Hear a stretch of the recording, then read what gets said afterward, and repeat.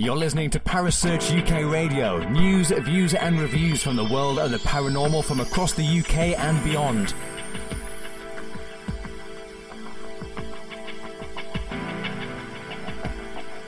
Find us on Facebook, Twitter and the World Wide Web. Parasearch UK Radio.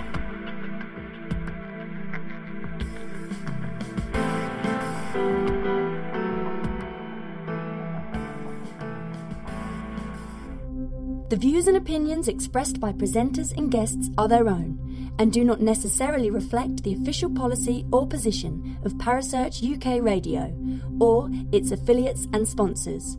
Listener discretion is advised.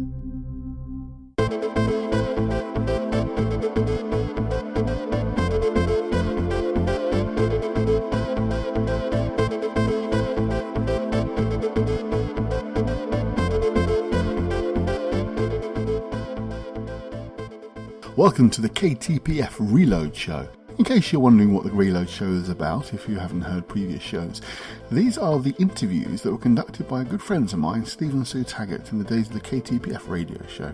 Their own radio show ran for just over 4 years, broadcasting every week for over 3 hours. I joined them in the last 18 months of the show's run, but eventually the guys felt they'd just about had enough. It was a monumental effort to keep broadcasting every week for 3 hours. It was a wonderful show. But unfortunately they're no longer involved, and the shows have just sort of sat in the archives, so I thought it would be nice to bring them back to life and bring you the interviews that the guys conducted over those 4 years. They include some of the most interesting people within the world of the paranormal and some not so well known but nevertheless still very interesting people. This is a very special show of the KTPF Reload. This is a show that we did with John Blackburn and the mysterious Anguish Man painting. We actually carried out a live investigation of the painting, actual live sounds if you like. What you're going to hear tonight is the recording of that event. Now, you'll also notice there are some very strange noises which we noticed actually in the studio and later on when we checked the recordings. I have deliberately amplified those sounds so hopefully you can hear them a bit clearer. Just to give a bit more background, John Blackburn no longer actually runs these Mysterio Paranormal events and no longer is working with the painting, but he has now moved on to a new project which was kind of based on the idea of working with unusual objects and working in different ways. The company is called Enigma Experiments. Now they are actual experiments that they carry out at haunted locations, so they're not just your usual kind of ghost hunt for the night. They actually do try different ways of communicating with whatever might be at the location. So John's still very much involved in the paranormal, but Mysterio itself is no longer actually running. You can find Enigma Experiments on the internet by checking out Facebook. Look for Enigma Experiments or indeed John Blackburn himself. You can find out more information about the events that they're running. Anyway, tonight's show, as I say, was a live investigation of the actual painting. Normally I edit out the comments from the chat room because obviously you guys can't see the chat room and there is actually our own chat room running at the same time, but I've left them in this time because some of the comments are actually quite relevant to what's being recorded. So this is an extra special show. It's the first one on the new Thursday night slot, so hopefully you're going to enjoy this, and it's a bit longer than usual because I've kept it as much as possible, so this is actually quite a long show, but hopefully you're going to enjoy it. Anyway, here we go. Here is the KTPF Reload Show with the Anguish Man haunted painting. This program deals with themes of an adult nature and is intended for a mature audience. They've landed. You're in the right place. Online, on the web, and on air. All over the world. Talk radio. You hear us, we hear you. Good evening, ladies and gentlemen, and welcome to the KTPF Community Talk Show, live from Manchester. Okay, and my name is Suzanne. And I'm Steve. And we are here keeping the paranormal friendly. Right, just to let you know who's going to be on the show tonight. Our guests tonight, we have John Blackburn and Andy Mercer, who are live in the hub as we speak. We were talking about this picture, which is called the Anguish Man painting, which has been following John around on his mysterious paranormal events for some time now. And he's joined us again to update us on the painting and how it's affecting his life. Good evening, John. Good evening. How are you, Suzanne? You okay? How are you? I'm fine, just about. Nice to see you again. Andy is here with us in the hub. I did give a big wave. So Yes, they did give you a wave. Yeah. We've got the haunted painting is what we're calling it, isn't it? Indeed, yeah, the Anguish Man. Right. So what we're going to do is we're going to talk to John in a moment. How are you again? Yeah, very well, thank you. It's been a while, hasn't it? How long has it been since I last came in here? Oh, good few months. Yeah. Good few months. Wouldn't you agree, dear? So, well, anyway, the reason why you're back is we've come back again to. In fact, it's been over a year. I've just remembered because we've been in this house nearly a year, and the last time you bought this. Nearly a year. You're was joking. I've been in this house since the 25th of November. Where's that year gone? Yeah. And we saw this young man at last place, didn't we? You did indeed. You did. Now, I hope you can see this lovely picture in the background there. This is a picture that's called the... I don't think that's working, Steve. This is a picture called the Hanging Man. It's the... what's it called now? The Anguish Man. Anguish Man. I wonder what it looks like on there. Oh dear, not very good. So, but anyway, and you've carried this. How long you had this picture with you? It's been round about 3 years now. 3 years. And it's kind of over that 3 years. It's kind of weird, really. But people are going to think I'm barking mad, but I've kind of made a friendship with it. To be honest. Well, before we go into what's been happening of late, okay, before you update us about it, first of all, for those of you who don't know, John is from a group called Mysteria Paranormal. That's correct, isn't it? That's correct. Yeah. And he is Mysteria Paranormal. Well, yeah, he is Mysteria Paranormal. And how long have they been going? 5 years now. 5 years. Yeah. Yeah. It goes fast, doesn't it? It does, when you're having it? fun. So, Dave Joyce said it doesn't look like a lucky picture. Right, so, and you've, during them 5 years, 3 of them, you've been with this gentleman, have you? Yeah, 3 of those years I have, but the last 12 months, I would say, I've kind of worked with it. I've been the most eventful, let's say. It's kind of, over that 3 years, I've built a relationship up Right, with it. okay. So first of all, tell the audience how you got to, hold on, we have a problem. Yep. We've just gone blank. Oh, we're back. Don't do this live stream. Don't say it's the painting. Be good. I need it working. Right. First of all, tell us how you got the painting, how you found out about it. Right. Originally, going back 3 years ago, a gentleman called Sean Robinson sent me an email, and he said to this day that he sent it to the wrong person, really. And I don't think anyone really probably took Sean seriously at the time. And he thought that he sent it to the wrong person. And I replied, after looking at the video, which he'd filmed in his house. Basically, going back to the video, what actually happened is there was 10 nights of Sean recording in the spare room. Yeah. And he just had a laptop camcorder in the spare room. And 5 times out of those 10 nights, something happened. Right. Now, I believe this is still on YouTube, isn't It is still on YouTube. Let me just see if I can find it for the... Put put the link on there for us, please. He's on the ball, isn't he, Andy? I have to have him up here every weekend. Right, so he contacted you and he showed you the video. Yeah. And I looked at it and I thought, this is either a made-up one, a very good made-up one, or it's a real deal.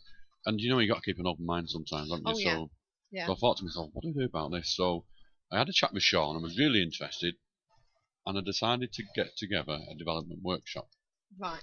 And I invited the painting along and Sean, and it was at a place called Wasdale Hall in Cumbria. Yeah. And it was quite an interesting night. Quite a few. Things did happen, but not like they do now. No. Right. Okay. So what happened on that night? On that night, what we did was we put the painting inside the cellar, and then at that time the painting didn't have its own easel. Then, since it's had its own easel, it's kind of opened up a new ball game. Right. And what I did is I propped it up on a snooker table in the cellar. And this lady, one of the regulars who come to the events, she decided to do a lone vigil with the painting. She said she'd do it. Yeah. And she did it for 10 minutes. Right. And she did it for charity. And she raised about £200, I think. Yeah. Well done to her. And I had her down in this. Well, I put her down in the cellar, and she had a walkie-talkie. I was upstairs with all the guests. Yeah.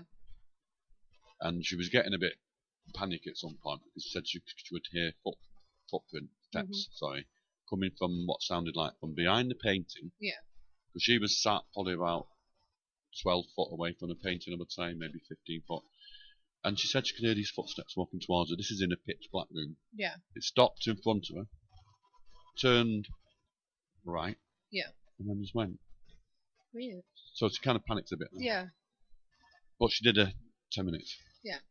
And then other people started to say, well, I'll do 11 minutes, and I'll do 12 minutes. And it kind of carried on, but we had a stipulation, if you do that, it's got to be for charity.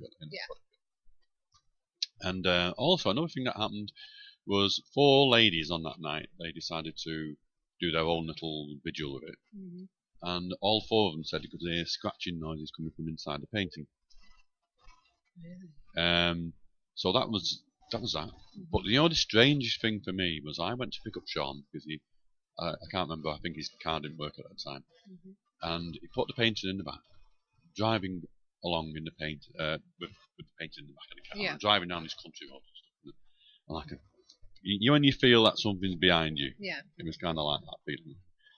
And then we went into Wasdale Hall, and we took the painting to Wasdale Hall, and I just put it on the side, on this chair, and I was thinking to myself, the atmosphere's changing minute by minute. And I thought to myself, is it me? Is it me because I've been driving down the road in this car? Yeah. With this, painted in the boot. So I decided to have a chat with some of the guests, and I just said to some of the guests, how do you feel at the moment? And one of them said, it's changing in this room. The atmosphere's changing. 6 of them said that. So I asked 6 separate people. And that's probably all that happened on that particular night. Yeah. But it was an interesting night nevertheless. But it's just gone weirder and weirder and weirder, to be honest. Yeah. Now you've had something with this painting, haven't you, Andy? Mike. An event at the Cage in St. Osyth's must have been a year ago. Yeah. Something like that. That was when we did the live, wasn't you did it? Indeed, yeah. We did a live. Just let everybody know, we did a live feed to the Cage, which is near Clacton-on-Sea. It is, yeah. Yeah, and it was you there, wasn't it? And basically, Andy was with you, and you were filming. And what we did was, it's on YouTube, people can see it. We kept flicking back to you, and you was doing experiments and stuff with this painting, and it wasn't a public event, was it? No, it was a charity event for BLESMA, which was the British Luminous Ex-Servicemen's Association. Yeah. It was quite an interesting thing because it got quite a lot of publicity. Really, it went out in 12 newspapers, a couple of radio shows. Yeah. And it was quite a good turnout as well, wasn't it? Yeah. Yeah, it was. We had nearly 100 people listening, didn't we? Do you remember that freaky thing that happened as well? Because it kind of took me back a little bit because I was stood in front of the painting. Yeah. And I was in this room on my own. The painting was behind me. I had at that time, a good friend of mine, Steve Griffiths, which I'll talk to you about later. Yeah. He had all the equipment there, all the cameras there, and every single camera went down. Yes. Do you remember that? Yeah. We just had loads and loads of problems. Went through. Kept losing the feed. In the end, we had to use laptops. Yes. And two laptops went down. It was on my last laptop. Yeah. Yeah. And I was painting. We were holding on by the skin of our teeth. Yeah. And I was pointing the laptop at me in this spare room, and because of the light from the computer itself, you could see like a shadow of me stood in front of the painting. You remember that? I remember a lot of people in the chat room was mentioning it as well. They could see things. And the shadow bent down, but I didn't. Yeah. So that was one thing that took me back a little bit. I think did you say you experienced something, Andy, on that? A number of things definitely occurring. Some of it was actually linked with the place rather than the painting, but certainly we did the experiment with hypnosis and regression to see how it came up with that. And the atmosphere in the room was very heavy indeed during that period, certainly. I remember you had some trouble getting you out of it for after Yeah. we carried out the experiment, and some information came through was coherent and sensible. It certainly suggested a possible time frame and period of when the artist was alive, and those feelings may have gone into the painting. As sort of put my therapist down for a second, it's a way of dealing with their inner trauma, is to create things like a painting like that. It's what we call art therapy, where you try to express those emotions through art. And it could be that the person who painted it did indeed have very negative experiences during World War II and was trying to express that in his art, how he felt within, and that was a manifestation of that. It was quite interesting at night because we went in immigration. I remember coming out a bit crying my eyes out. Do you remember that? Oh yeah, absolutely. Oh, yeah. Streaming with tears. And one of the things that was weird about it was just I remember being in this tunnel, and in front of me there was a person, and behind me was lots of other people as well. And the tunnel led out to a parade ground, and I could see this young boy. He was about 18. He was kind of like in a fetal position, and although I couldn't see who was doing it, he was being kicked and punched and beat up. And I couldn't see who was doing it, but I knew I was next. Yeah. And everybody else in the queue was next. But to the right of me, I saw very clearly 2 German soldiers. Yeah. And they were like bigger than anybody else. Yeah. You know, like everybody else in the tunnel was a different. They were like giants. Do you know what I mean? Well, that's some sort of representation of their power. Could be the fact that if you are long-term prisoners in a concentration camp, you're going to be pretty more state, and then be well fed and well looked after. Yeah. So they would seem physically larger anyway. And that was strange for me really, because where does an image in your mind come from? You know, like that. It's just a bit odd, really, isn't it? Well, I could spend the rest of the show describing how I think it works, but that's what we're here for. Yeah. I mean, I think it's to do with the collective unconscious that I've talked about previously, that you're tapping into something there, but that picture, the physical object, creates a very strong link to that unconscious. Yeah. Now, before we go any further, the Viscount's just said that the image makes him think about someone who has mental disorders and screaming from the inside, but no noise being heard from the outside. Just saying, he said. Absolutely. Dave Lloyd said it reminds him of the Scream picture, which... A lot of people say that. Yeah. Well, certainly that's Now, I agree with the Viscount, because that's what it looks to me as though it's somebody who's crying out for help, but nobody's listening, if you understand what I mean. Now, just take us back again to Sean. Now, he's asked you if you want to do this by mistake, and you've taken him up on the offer. Well, but he didn't ask me to do anything, to be honest. Right. Well, actually, he just said, I've got more footage, and he was dead excited about it, okay. and because of what he was writing, you can read in between the lines, I thought, this guy's got something about him, really. I believe what he's saying. And I kind of put an offer to him, really, and I said, look, why don't we carry on with this, and let's find out more about the painting, because I do believe you, and especially after Wasdale Hall, I believed him. Yeah. And I kind of took it from there, really, and then what was born was the Anguish Man live experiment. Yeah. And you've been doing this for 3 years now. Well, yeah, I have been doing it for three years, but it's kind of built up in the last 12 months. Yeah. It's been right. But the way it works, anyway, the reason why it's been the last 12 months is Yeah. because if I work with it twice a month, Yeah. he is pretty active. Right. If I work with him just once a month, Mhm. he still does quite a lot, but not as much as he does twice a month. So the more I work with him, the stronger the connection is. Right. I said to Sean a while ago, about a couple of months ago now, probably about 6 months ago now, I said, Sean, I'm getting a really strong connection with him now. And he said, John, he said, you will do. He says, when he was in the house, I was getting a strong connection with him too, and he said that's why I filmed it in the first place. Right. Now, what's the story background behind the picture? The background behind the picture is the only thing we knew at that time, when I first made friends with Sean and we got together on it, was that his grandmother, she always knew that Sean had a morbid fascination with the painting. Yeah. And when she died, she passed it down to him. But she hated it. Yeah. In life, she hated it. And it was left in the cellar. Hence some of the damage you can see now. Yeah. And basically, all we knew then was that the artist painted it in his own blood. and when he finished it, he committed suicide. This is, I suppose, the legend behind it. I suppose this is the legend because she knew a friend, who knew the artist. And that's Right. all we knew. But since then, I've learned a lot since then. A lot of things have come up since then. The Viscount says it's not a picture he'd want to hang on his wall in a living room. It is a bit odd. Depends if mother-in-law's coming round. Yeah, but I must admit it is very enticing.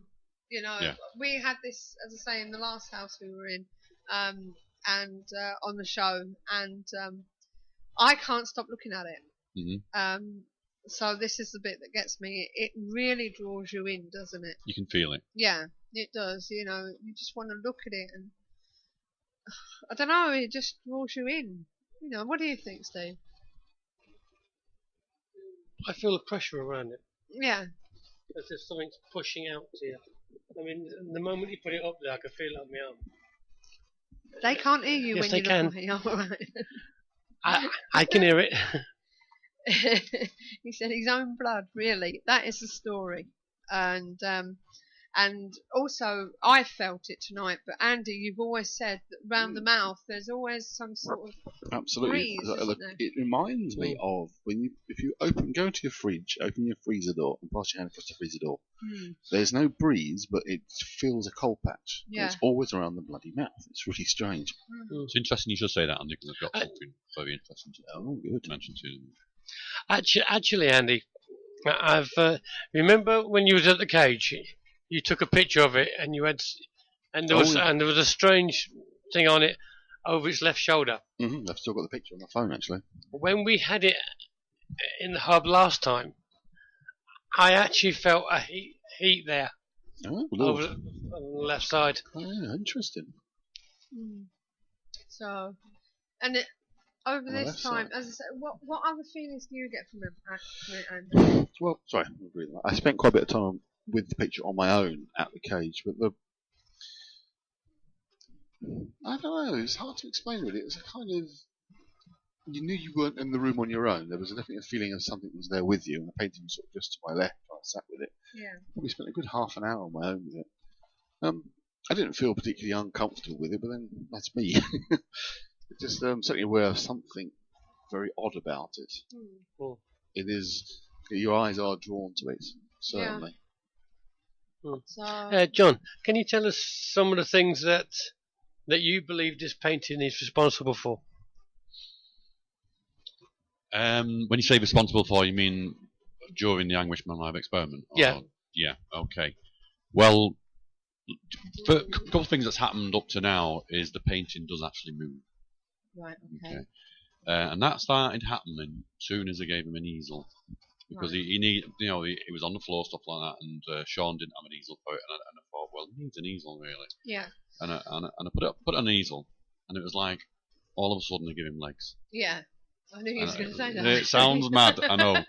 Everyone probably out there in Radio Land thinks I'm a nutter. Yeah. And I do appreciate that. But I've got witnesses, and you know the first thing that started, Steve, to answer your question, was at Chillingham Castle.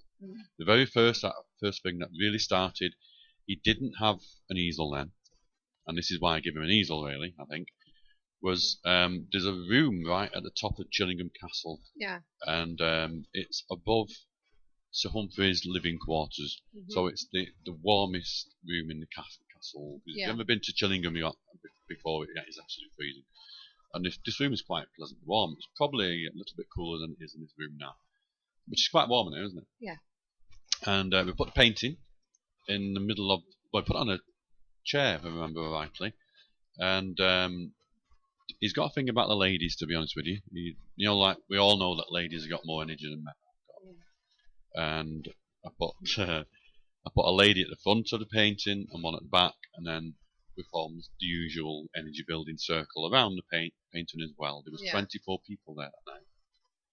And what actually happened was, what we didn't notice first of all was that outside the circle near the wall was this quite heavy wooden bench. It was like about 5 foot long, and it looked like it was made out of oak. It was quite heavy.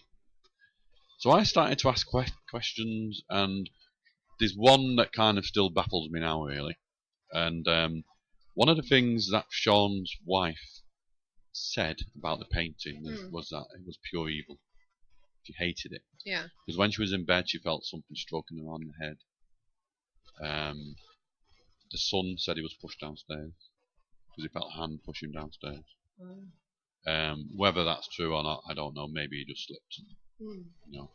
But the interesting thing was that as soon as it went into his granddad's house, because Sean doesn't live in that house anymore.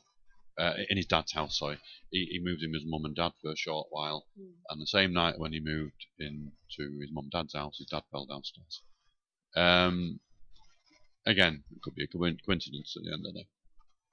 And anyway, so, and there's other things that happened as well. They saw like a mist appear on the stairs and different things.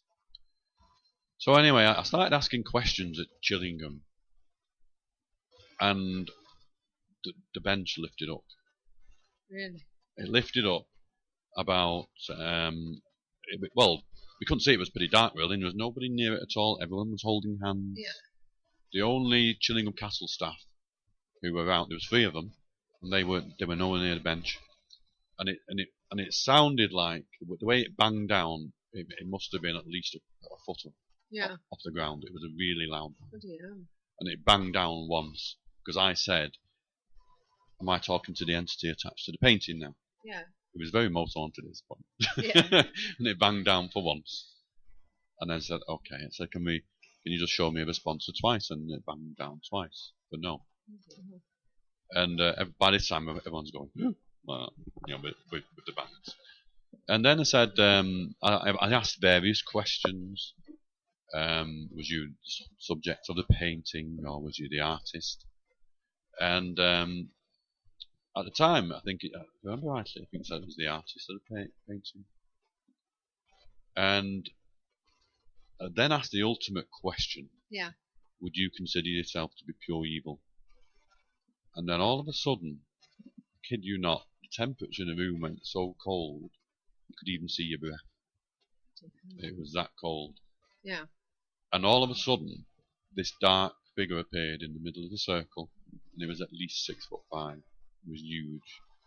And it kind of floated over to this young girl called Abby Horrocks. And Abby was getting really scared at this point. Yeah. Just imagine. And I kind of then said, I thought, well, I need to change this a little bit. So I said, have you got a connection with me now? Because I've been working with you for a while. And then the bench lifted up and banged down for once, for yes. And then all of a sudden, everyone saw this figure going round the circle, came to the back of me, and I could feel that he was trying to enter inside my body. It was like a massive electric charge I could feel coming through my body. And I stopped it at that point. I thought, it's not coming in. Yeah. It's as simple as that.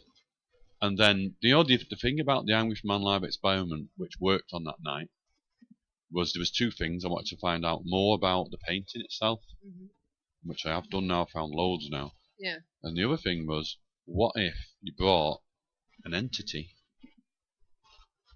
from outside? What if you brought the haunting from outside and brought it in to a haunted castle or wherever? How would the other spirits react?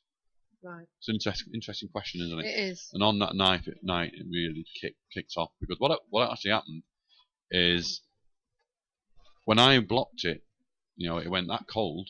It was like really, really cold. Yeah. When I blocked it, when I wouldn't allow him to come in any further, the temperature started to come back into normal, and he went. He was gone then. Everyone could feel the strong, oppressive feeling that was there that night. Yeah. It just went. And then something else came in the room, and everybody could tell it was something differently. Yeah. There was 24 people there that night, and when we went down for a break later on, majority of them were shaking, were that unnerved by it, and the temperature went back to normal, and it was as if something came into the room that was really angry that something was in the space. Yeah. And the bench was flipped upside down. And that's where it all started, really. And since then, it's got weirder and weirder. Yeah. Dave, you've answered the Viscount's question. He was asking, in your opinion, do you believe the picture attracts activity from whatever location it's at? You've answered that question in that. Dave Lloyd wants to know, like the program The Haunted Collector, certain items can retain energy.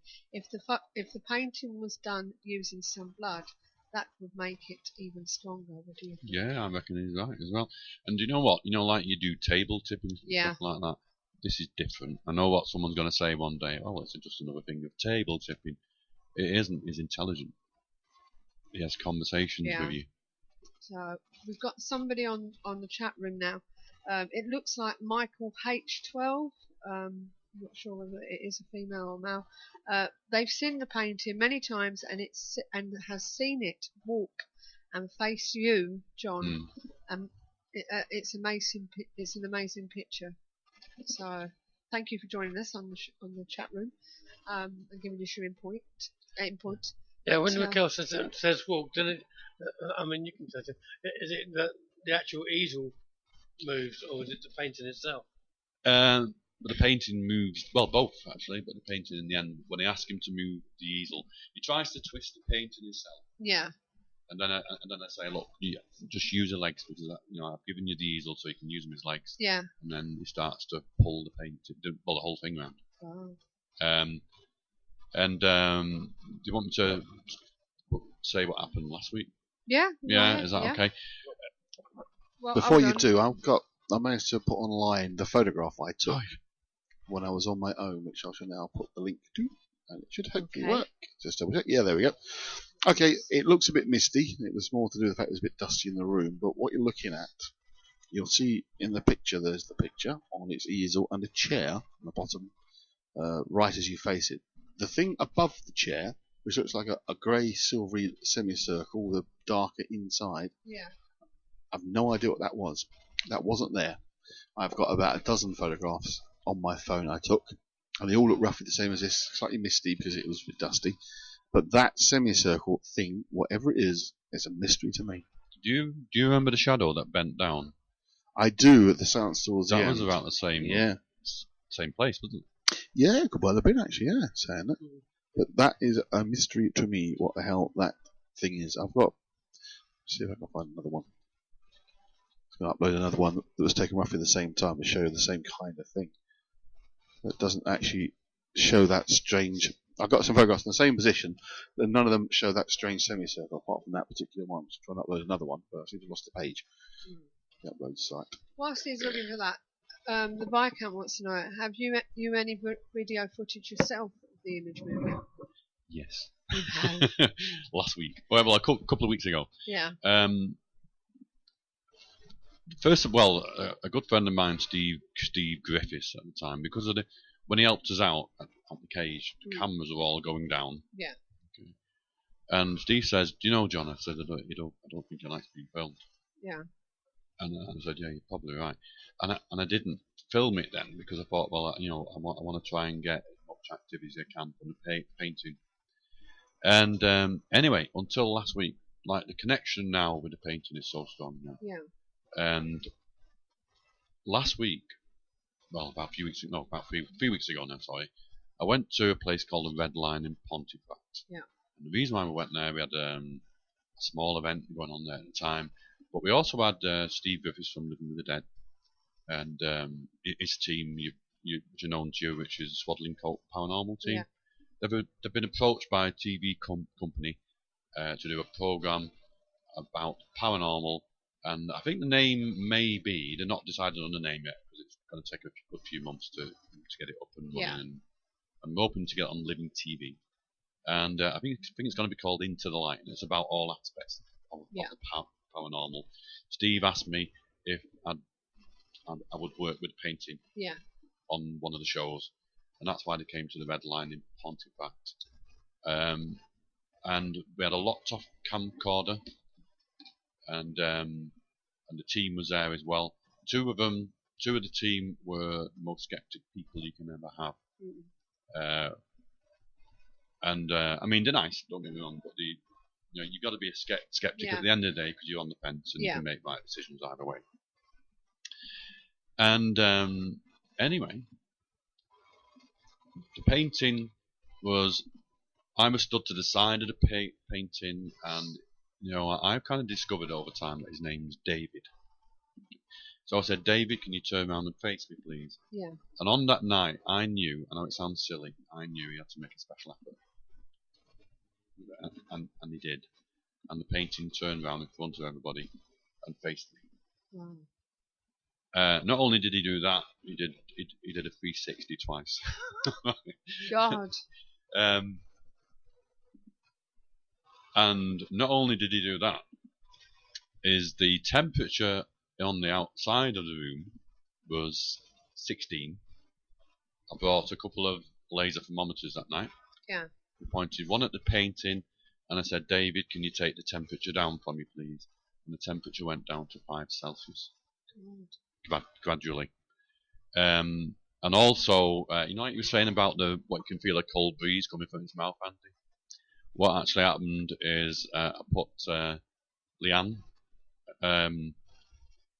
one of the team of the swaddling coat team, I said, Leanne, can you put your hand in front of his mouth, please? And she did, in front of his face, and she could feel a cold breeze coming from that area of the painting, really. Yeah. If you put your hand behind it, that's where a lot of the energy is. You can feel the static electricity behind it. You can feel it cooler behind there. And one thing that really freaked out Leanne was that this green light was coming from the painting itself. And I said to David, I said, can you take the green light to Leanne, please, the lady in front of you now? And he did. He took the green light, and it wasn't just Leanne who saw this. No. He took the green light, and it stopped a couple of inches before her chest. And at that time, one of the lads who was skeptic in the team, he pushed her away and said, don't let it go any closer to you, because he was getting a bit freaked out about it by this time. And Leanne was a bit concerned at that point. And all that has been caught on the camcorder. So it'll be part of the show on Living TV at some point when they get it finished. Good. So, because he's not exactly a cheerful chappie, is he? He's actually, I let people come and believe what they want to believe when they come. But to looking the at Man the Live picture, experiment. it's. I agree with the Viscount. It's like somebody wanting to scream and they can't. It's like the silent scream. You know what I mean? As if he's crying out for help and nobody can hear him. But and like you said, when it was painted, he killed himself afterwards. Yes. Yeah. I mean, to me, it reminds me of somebody that's been set on fire, and it's what's left. But having said that, you said that George Mrs. believed it was pure evil. Yeah. What do you believe? Yeah, what do you believe? What do I believe? Well, first of all, I let people believe what they want when they first come to the Anguish Man Live experiment. Because if I told them what I believe, automatically got something in their mind. But I think he's misunderstood, to be honest with you. Yeah. And do you want me to tell you now what I know? Or do you want me to leave it after a break? Or leave whatever? It after a break. What we'll do is we'll come back after this show. You're listening to the KTPF Community Talk Show with Steve and Suzanne Taggart, covering the supernatural, the paranormal, and other strange phenomena to keep the paranormal friendly. Yeah, we're here at www.ktpf.co.uk, as we are every Sunday, me and Steve, talking about the paranormal, cryptozoology, and all sorts of things. And we get some really good topics on, and really weird ones, I suppose is the best word to explain, because that's what we're all about. The paranormal can be a weird thing, and the stories behind it can be far out. And there's no exception for tonight, that you may think that this is far out as well, but this is somebody's life we're also talking about. Somebody that has been working with painting that you see, in the window at the moment, and basically after 3 years, the past 12 months has been more prominent between the painting and John Blackburn's what's the best word? I can't think. It's gone now. The dog put me off. But you know, when they're in each other's company, things happen. You know, they have got some sort of rapport together. We're going to hear a bit more about this story, and don't forget the legend, if you want to call it that, behind the story is that it was painted by a man who basically painted the picture with his own blood and was said to have killed himself afterwards. So he must have been really, really depressed, for want of a better word. But we're here with John Blackburn and Andy Mercer, because Andy Mercer has seen... you can say that again. Hello! Has seen this firsthand, but not the intensity of it that's been happening in the last few months since you've had the painting. Am I right, John? That's right, yeah. So, and you were going to tell us about something that's happened between you and the painting. This rapport you have with it, and what's been happening. We know about what's been happening on events and stuff like that, and painting's now started to walk, because I know it may sound silly if you've just joined us, because it's now got legs with the easel. Yeah. But and you think it's called David? I think it's called. You mean the painter? David. It's Yes. called David. Well, no, I think. I'm not sure if it's a painter or whether it's the subject of the painting, to be honest. But whoever haunts the painting, he responds to David all the time. Just out of curiosity. Might it be a self-portrait anyway? Yeah. Yeah, indeed. But one curiosity I might be thinking, actually, that just came into my head. How many stories do you actually hear of people being possessed, for want of a better word, and their mentality of it, and how it can make people maybe go to the extremes of killing themselves? Yeah. How do we know that this isn't the picture of his tormentor? Oh. Do you understand what I'm saying? It was just I would something say yes. Yeah, this but is something I that... would also say it's his own subconscious. Yeah, but this is something that just came into my head. I'm wondering whether this is the painter's tormentor, that the way he sees it. And the only way he could express this was to paint him, and because he was so deluded is not the right word, but so bogged down by this person, that he'd had enough and thought, right, I'm going to paint you to get you out of my system. Yeah, I'm going to use my blood to get you out of my system, and maybe seeing it at the end of it. Well, that's certainly standard practice for art therapy. Yeah, and maybe seeing it right at the end has made him think, oh my God, and it's made him even more crazier, and he's killed himself. Do you understand what I'm saying? It could be possible. It's the stuff of horror films. It is the stuff of horror films. You know what I mean? Although actually the reverse would be required of art therapies, especially to feel better, not worse. Precisely. But if this guy really... but then again, with art therapy, you're not constantly using your blood to No, you wouldn't advocate that in any shape or form. We're talking about a really intense horror film. This guy has been pestered for so many years. He's had enough. He doesn't know how to get away from it, how to stop it, and he's just thought, right, I know what I'm going to do. I'm going to get you out of my system. I'm going to make myself bleed. I'm going to paint you with my blood, and put you on canvas. I'm going to get you out of my body one way or another. Yeah. And he's come along and he's painted it, and then once he's finished, the intensity of what he's seeing has just made him go, whoa, and he's killed himself. It's not impossible, certainly. You know what I mean? So it's just something that just came into my head then. Yeah, the Viscount's just put the realisation of what's going on inside his head. Yes, this is it. All right, it took me long enough to say that. But you know what I'm saying? It could be possible. But you know what? For everybody who's out there listening now, there's one important thing about this, and they asked the question was one of the things that was important to me is that I wouldn't do this if he wasn't happy with it. Yeah. And I asked one night, this was in front of people again. I said, "Can you lift up the right leg for a yes and the left leg for a no?" Yeah. And they said, "Are you happy doing this?" Yeah. And he said, "Yes." So that kind of why I pursued it. Yeah. More. And the things that I've found out, the things that I know, and there's a weird connection as well, is, you know, like Andy, when you passed life progressed me, I went through that tsunami over the parade ground. Yeah. I started to find out information from the painting.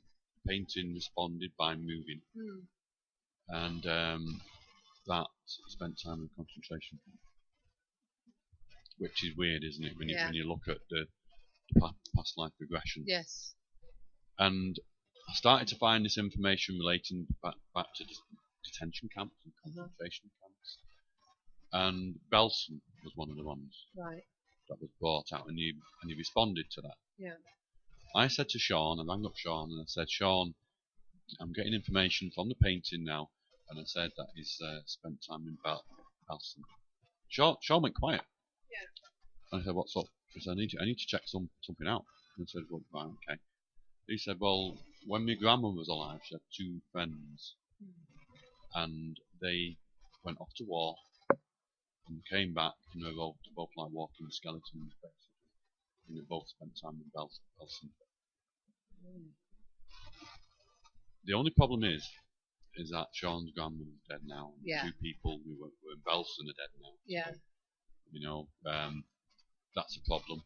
I looked at these websites on the internet, and the problem about Belsen is when the English Army liberated Belsen in April 1945, the Germans actually destroyed all the records.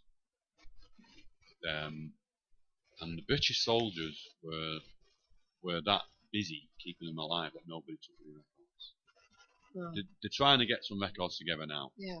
But and you know, there's stories of British soldiers killed people with kindness as well, because they were giving them all the rations too soon, really, and that killed a few of them.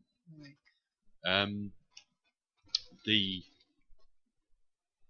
The strange thing was as well that's happened is about some very, very strange dreams. Yes. Really strange. You know, I was going to say to you, where this led you now? The Viscount's asking, do you have any emotional connections with the picture, personal emotions? Basically, we've been talking about this, and the main reason why you're back on here, apart from saying what's happening on your events and everything, you've been affected by this, haven't you? Yes. Yeah. Yeah. So. For one thing, I get a bit upset sometimes when I talk about the Belsen side of it. I think it's the strong connection. I'm not too sure. Okay. But I mean, it's a sad story anyway, isn't it? Yeah. And where was it? I was at Woodchester Mansion. Yeah. And this is okay. Woodchester Mansion. You know Chris Howley. Yeah, I've heard of him. I'll tell you something. Remind me to go back to Woodchester Mansion. Anyway. Okay. And we took it to Woodchester Mansion, and I was asking questions to the painting. He was really active that night. He was moving around, and I stood in front of the painting, and I said, "Why don't you just get really close to me now and tell me what you really want to tell me?" And I even said, "Do you want me to help you track down your surviving relatives?" Yeah. If I can do. And it moved in response to yes. Yeah. So nothing happened. No. On that time. Yeah. It was 2 nights after that I had the most weirdest dream I've ever had in my life. It was absolutely weird. Basically, this is a dream what I had, and it was so real. The dream was so real that I woke up, grabbed my phone, put it on the notes, and typed this down. And my wife thought it was a nut. She must have thought it was a nut. And I'll read it to you anyway. Yeah. And bear in mind, this is a dream, and I'd be interested to see what people think in the chat line now. Just have a listen to this. Over a year, a certain hillside was a representation of a German's body. Everyone knew, as children, that certain parties of the hillside has been discovered, which were the jackboots of the hillside. I was being hunted down, and I knew if I hid in the place of what was reputed as the hands of Hitler, I would have a place to hide, but my pursuers would know that too. Yeah.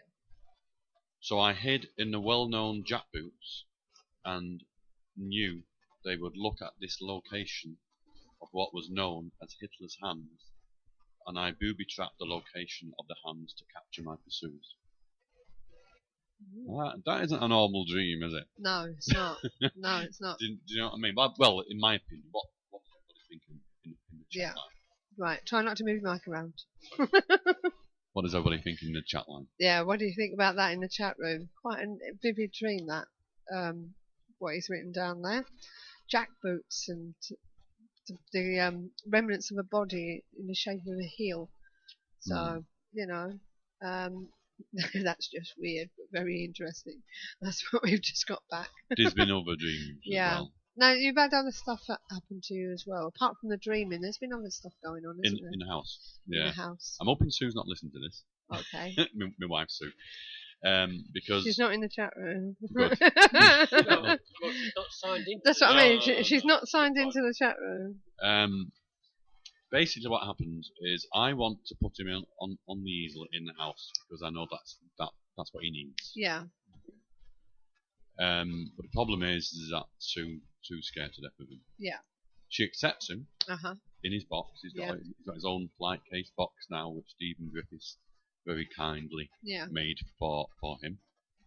And he's protected in there. And he's got he's got like a blanket he's had for ages that's around him. Yeah. And it's quite well looked after it, really, isn't he? Yeah. So anyway, when he's in that, it's pretty dormant, really. Yeah. It's like it's got some sort of protection. Yeah.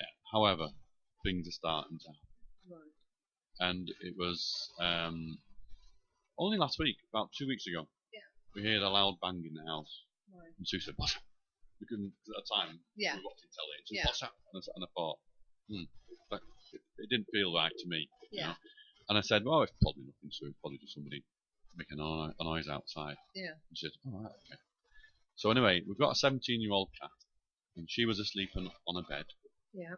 And her cat tray is in the hallway. Mhm. And we can hear somebody scratching about in the cat tray. So Sue says, "Who's scratching about in the cat tray?" So she didn't twig, bless her, and I said, "Oh, I don't know, it must be something over, I've no idea." Yeah. And the cat was fast asleep. Now, 3 nights ago, I had a really bad sleep. I had a really, really strange dream again. Yeah. And I dreamt that the painting was in my dream. Yeah. But it wasn't the painting in my dream, it was the actual person Right. who haunts the painting. Yeah. Was in my dream. And at that time, there was a really loud knock on the bedroom door. Now, whether I was dreaming still, but to me, it was like, it woke me up really sharpish, like, and I was like, you know, one of those nights we have a really bad sleep. Yeah. You could argue maybe it was in the dream, maybe the knock was in the dream, but it sounded damn real to me. It was on the wooden door, which was on the bedroom.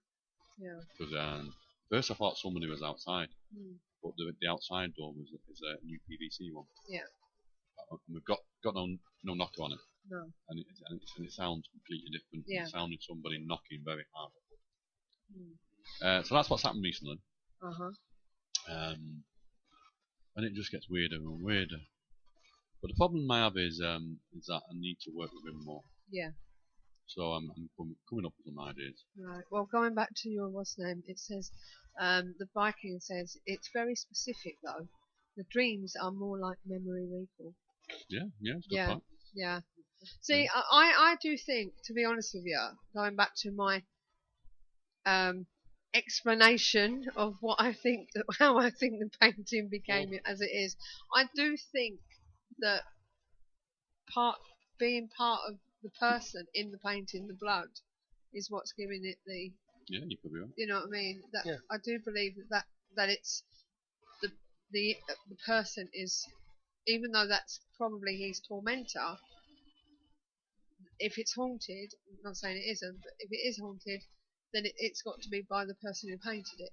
Yeah. You know what I mean? So, Yeah. and like you say, the memory recalls and the stuff you're getting are all part and parcel to this David, who I'm assuming is the painter. Yeah, all part of his family history. What do you think, Steve? Yeah, you could be right there, but I just want to say something to Ghost Rider, who's not in the chat room because he's on somebody else's internet because he's just messed up about.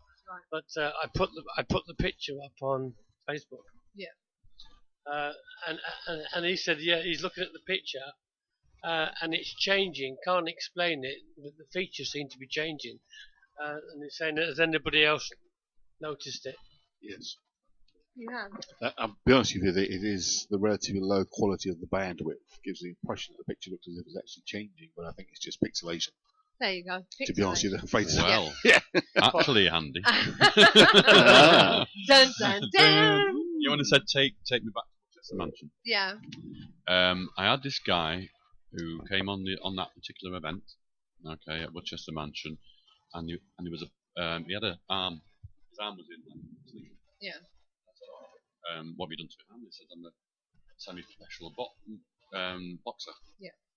And he said, and he was really skeptic. And what I do is on the Anguish Man Live experiment is I give everyone a raffle ticket. Yeah. I don't tell them what the prize is. No.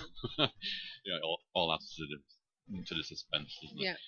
And anyway, so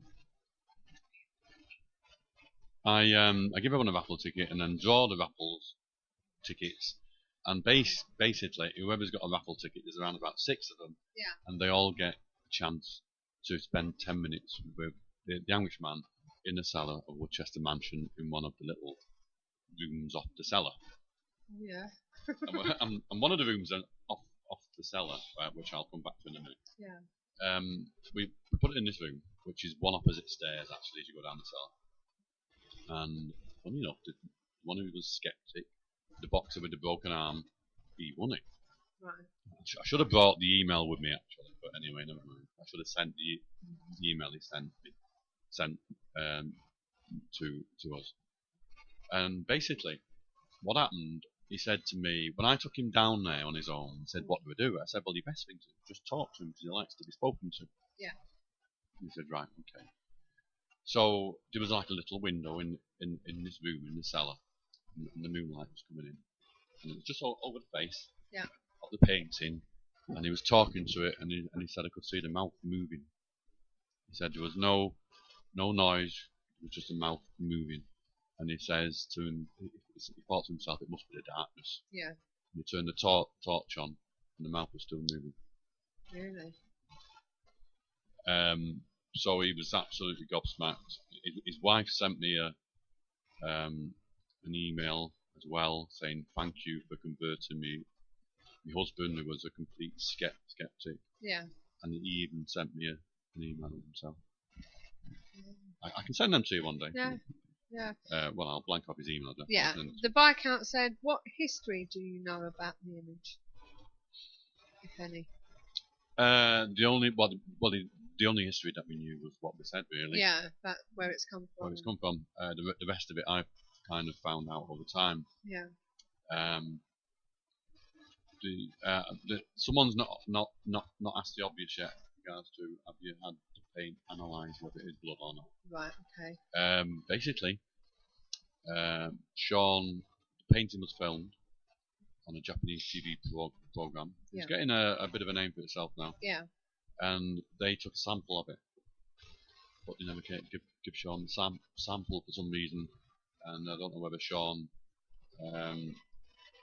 requested it or what. I've no idea, but he never got the sample back, so we don't know still. Of course, it's Sean's painting at the end of the day. Yeah. If he wants him to chip bits off it and stuff, that's up to him at the end of the day, you know.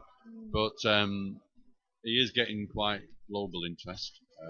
It was on American TV. Yeah. William Shatner from Star Trek, he did a program called Weird or What, and it was on that program. Japan got involved again 3 months ago. Right. I met a lady who flew over from Japan, and she filmed the painting overnight. She booked 2 rooms in a hotel. I shown her on the TV program how to do various experiments and stuff. Yeah. And I said to her, "What you really want to do?" I said, "You really want to spend a night in the room on your own?" And she wouldn't. She just wanted to film it really. Yeah. And when I came back the next day, I said, "Did anything happen? Did we put a pendulum underneath the painting, see if that moved? We put pieces of paper under the easel and put like pencil marks around it, K2 meter, different things." Yeah. And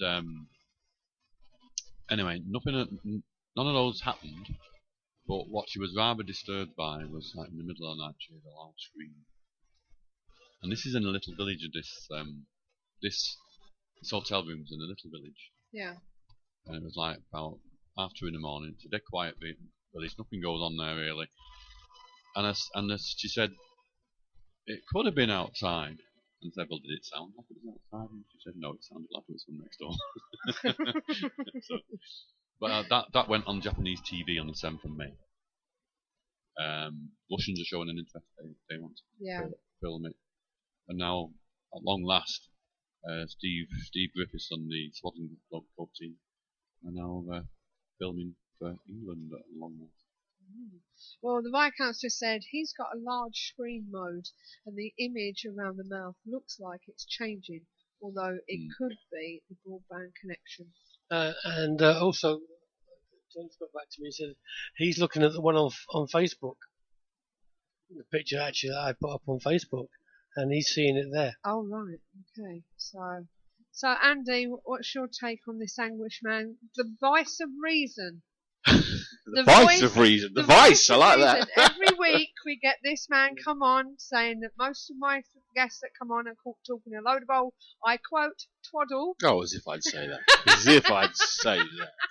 Actually, no, I'll take you a bit further down the even darker path. In sort of the realms of the occult, there's the idea of the thought form creation, where you put your energies and thoughts into a particular object and try to energize it to become something on its own. Yeah. So the idea could be that the guy got so wrapped up in his thoughts and things whilst painting it, the painting itself has a life of its own. Yeah. It's not possessed by anybody. It is the painting itself that's actually alive.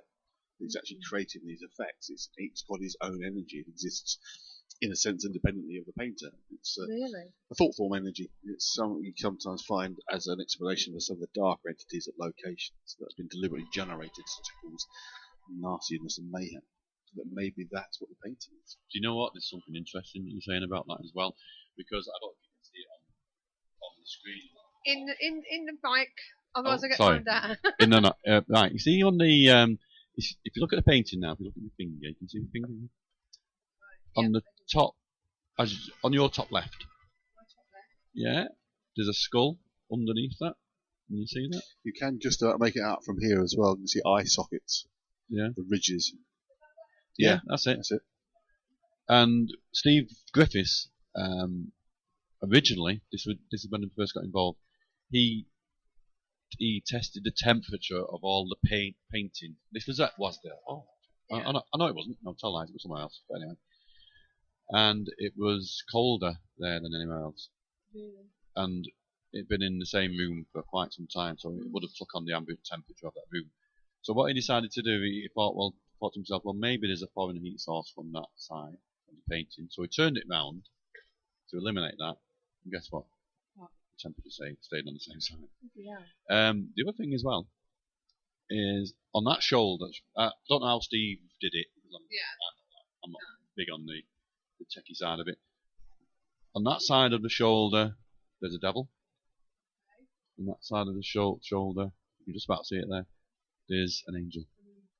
And these are things that's painted under I've just put up the link, actually, John, from your site that shows the area of the skull isolated. Yeah. Highlights. Ghost Rider has said, has the picture itself ever moved or fallen face down? It has on one of the videos that Sean took. Yeah. Right, okay. And Ace Paradox, welcome to the show, said, last night I was using new live EVP equipment, which all present 7 people believed we heard voices. It would be interesting to use this equipment with the painting. Yeah. The male voice was from technology. Right. Okay. Yeah. That's It's been what he interesting. says. Then. Yeah. He well, makes his own equipment. Yeah. Actually, what's his name again? Sorry. His name's Ace Paradox. Ace Paul. Paradox. Paul. Paul. Paul Obi-Wan. Paul Obi-Wan. If you want to find him on Facebook. Yeah. What it is, Paul? It is on the. You probably see on the image on the video that Andy put up. If it's the same one, there's a lot of EVP on that. So Right. yeah, that'd be interesting. Yeah. That would be interesting. Yeah. So I think he'd like to use his equipment on it, will you? Mm-hmm. So he says hi to you. Hi, So, Paul. but as I say, it's an image, and you need to ask Sean whether that's possible for my son. Yes, I will do. Oh, going on to note, I need to say something to some guys out there. Okay. There's 2 paintings on the internet that are copies. Right. One's been sold on eBay for 155 quid. Right. And it's absolutely ridiculous. Yeah. It's nothing like that, and it's got fangs. Right.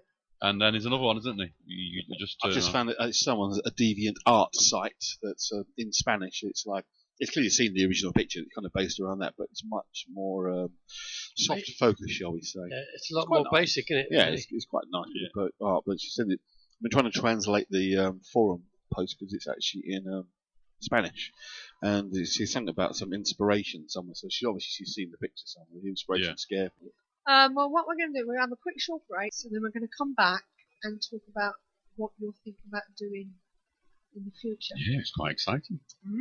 So we'll see you after these words. Hello, Harry Price here. Good evening. If there's nothing myself and everybody else enjoy here on the other side more is the sit back and relax and listen to Parasearch Radio with its paranormal news, views and reviews from across the UK and beyond. Make sure to find out more about them on Facebook, Twitter and the World Wide Web, whatever they are, to keep up to date with all their broadcasts throughout the week. And I hope you enjoy them as much as we do over here. Hello? Is anybody there? Yeah, welcome back to the show.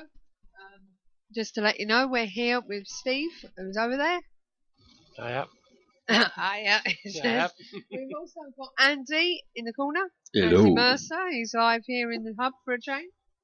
And our guest tonight is John Blackburn, who's from Mysteria Paranormal. We've been talking about this picture that's sat in my windows on my windowsill at the moment. Right. So I've not bought him flowers yet. Yeah. He's addicted to the Anguish Man. Addicted to it, and it's becoming part of your life, isn't it? It's become a big part of my life, yeah. And the problem we've got is, to be honest with you, You can't stop. I can't stop. No. Because it's getting better and better and better. Okay. I think it's one of these things that needs to be, it needs to be worked. Yes. It loves to be worked. Okay.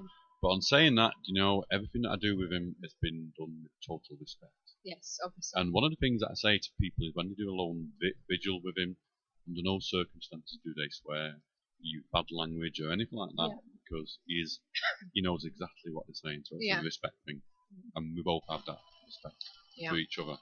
Now, just before you go on to saying what you're actually going to be thinking about doing with him, one thing that hasn't been mentioned is you've not just taken this painting to haunted venues, have you? No. You've taken it to unhaunted venues. Yeah, I won't say where. But that you know of, that have no inkling of any spiritual activity until the painting walked into the room. Basically. Yes, Walked into I the have house. took it to a place. Yeah, and you've managed to get activity from unhaunted venues. Yes. So. Well, it's not only that. I mean, he does take over sometimes, to be honest. Yeah. You can feel it in the room. He closes this door in this room like they do before. He's a showboater. That's what he is. He is, isn't he? And then you walk in and you can feel it. I must admit, we had the door shut for quite some time, for a good half hour before we came in, and basically, I walked in the room and it was as if there was this this invisible sort of, when you feel as though you're walking through, I don't know, sticky stuff, and it's like sort of thing. It wasn't really bad. But Walking through syrup. yeah, walking through syrup, that sort of thing. So I know you say that he needs to be worked, but do you know that it is not? Sorry, but do you know that it's not negative and feeding off everyone and growing stronger? I know it's not negative. But But to what end? I know That's it's what the negative. Viscount's saying. So what are you on? Got this? Tell us what you're planning on doing with this. Okay, what I'm planning on doing is I have to work with him at least twice a month. Okay. And I can't just do it on my own, to be honest with you. No. Because, but Mysteria in panel events is just me, to be honest with you. Yeah.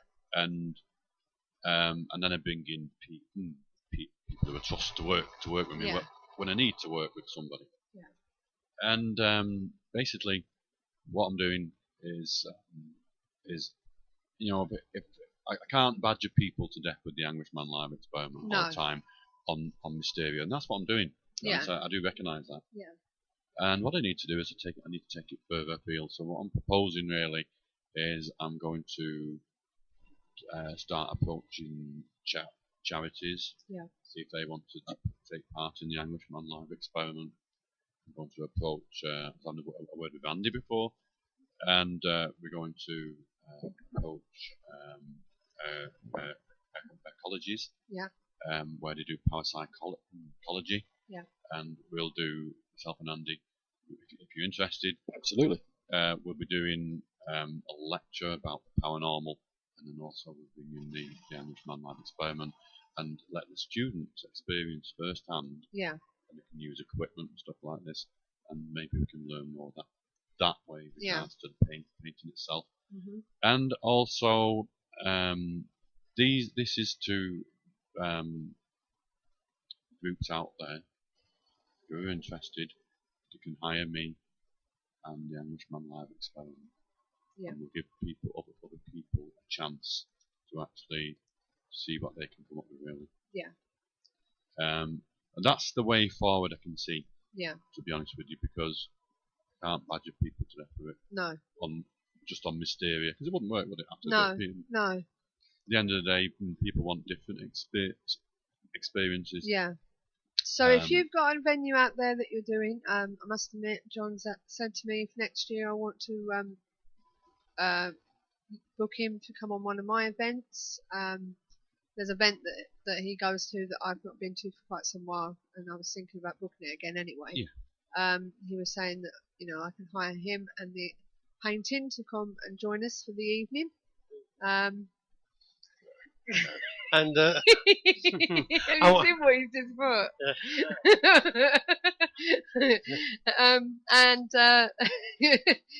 Basically, you're willing to do that, are you? Yes. Travel all around the country. Well, you travel around the country anyway. And when we say hire, you're talking about your expenses On the mainly. chat room.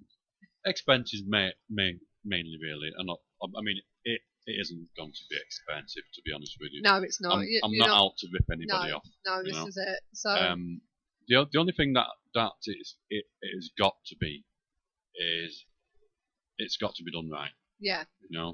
Yeah. We can't have It'll people be an event really where the Anguish Man is concerned. You will take control. Yeah. Yeah. So. Well, let me put this way, the way I put it to you, because I know what people may be thinking out there is I'll take control of the whole thing. Evening, yeah. I won't. No.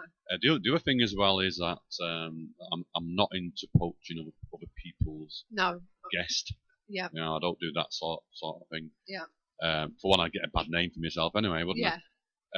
But the only way it'll work is you do it as a two-part. You do an investigation of the building that you're in. Yep. Which will be conducted by yourselves. Yep. And then I'll do the Anguish Man live experiment bit. Yeah. Only because it's a bit that I need to do. For one, the painting's got to be looked after. Yeah. For another, I've got the connection with it. Precisely. So, and it's. But they will still see and experience what the painting can do. They'll experience it. I mean, obviously you can't guarantee he's going to be more active than other nights, but you know what? The more work with him, the more active he gets. Right. Okay. Well, I said to you somebody might be interested. Yeah. They can ring after the show. That's fine. That's fine. That's fine. So that's what I was laughing at, Andy. Yeah, I realised what you're on about. Yeah, I But, recognise now. I'm not bigging myself up. No. Don't think this because I don't do that. No, You know I know. me. I know you for that. But I feel I'm a true professional at the end of the day. You know, I work hard at doing what I do, and I treat everything with respect. Yes. As I do the guest as well. Yeah. I treat the guest with utmost respect as well. So this is a new adventure for you. A new venture for me, yeah, really. You know what I mean? But So, it needs to go that way. yeah, I can't see any other way doing it. you are that connected to it, aren't you? I am. I am sucked It's in. become a bug under your skin. It's there, yeah. It really is there. has. So, but how do you think it's going to go? You don't think it's going to harm you in any way, or? No. Do you know? Or do you think that the end of it will be no? I'm going all theatrical now, but you don't suppose that the end will come where it will just all of a sudden burst into flames or something like some horror film? Or we'll find John lying in a room one day with his mouth just wide open and blank eyes staring out. No, but you know what I mean. You go in there and think, it's done its purpose. You know what I mean? done. All of a sudden, it's just decided to. I mean, it's funny actually. It doesn't look particularly nice looking face to face, but the version you see online with the pixelation of the logo of broadband quality looks far more sinister. Yeah. It really does. But I must admit, when you're sitting in the dark with it, because I have done this, guys. I definitely have done this, and so has Steve. It is daunting. It didn't do nothing for us, I must admit. We did it at because Drake. you wasn't there. I wasn't there that night. We did it at Drakelow Tunnels, and John will tell you, Drakelow is very, very dark. Yeah, but we could still see the But picture. yeah, we put an ultraviolet light on the picture. Oh yeah, that's right. And we So we could see So we had some when we light on, filmed it. so we see what we did. But you can see that on YouTube as well. So both of our visuals with it. Yes. But as I say, we didn't feel nothing at the time. It was a bit daunting sitting there. Well, I felt as if there was somebody standing at the tunnel watching. Yeah, but nothing. But nothing really untoward. Untoward, really. Do you know why it didn't work? Because you weren't there. Well, because you did it wrong as well. I did. I'm not being rude. Oh right, okay. What did I not do right? We did speak to it. Basically, what we've got to do Yeah. is that what I always do is I do an energy building session first of all. Right. That's important. Which is because you wasn't there. To supervise it, to be honest, yeah. It was just a case of, so there you go, there's the picture, sit down, do what you got to do, and that was it. But you will see. Yeah, because I'm coming to one where you're going to be doing it, so you'll see. You know, we're definitely going to go to one of these, aren't we, Steve? The other thing about him as well is he needs the right floor as well. Yes. Basically, if you put him on a carpet, it hasn't. He needs to be on a hard floor, like floorboards, stuff like that. On a carpet, obviously, it stops the leg moving, doesn't it? Yeah. Are you doing it at Cannock Chase? No, it's all about Cannock Chase. Right. Well, it's all about the four crosses. Yeah. JW's Ghost Rider, he just said he doesn't know why, but the same thing happened last time, and it gives him a headache. Yeah. Yeah, it gives me a headache. I've got a headache sitting here now, actually, I must admit. Yeah, I've had a headache for the past hours. So. And he's wondering whether, hey, cool, in Robert's room. Oh, I don't know whether they'll allow it. They might do. Might have a word with them. So, and they can pay the expenses. Yeah, they can. So, yeah, we can have a word with them. So it's kind of, I suppose, really, it's kind of me going out there as a double act, really. Yes. Yes. Not as Mysteria, but as John Blackburn and the Anguish Blackburn and the Anguish Man. Yeah. John and David, did you say? John and Dave. John and Dave. David and John. Yeah. So, but it does sound interesting for other paranormal groups to be able to do that. And by the looks of it, the Viscount's already itching for me to finish the show so he can ring you. Yes, but looks of it, he would like you for February. Yeah. Right, okay, that's fine. Yeah, we can sort something out. But yeah, so as I say, it's something you'd be interested in, is it then, Stephen? you'd be interested in something like this at Craig in Castle. But I must admit, it's pulled it in though, hasn't it? If you think about it, you've had it for 3 years, and every time you do an Anguish Man experiment event, you're packed, aren't you? People follow it. People follow it. Right, one second, please. Can everybody just stop for a second? Why? Did anybody hear a phone? No. No, I'm looking on here. I've got nothing on here that gives me a phone.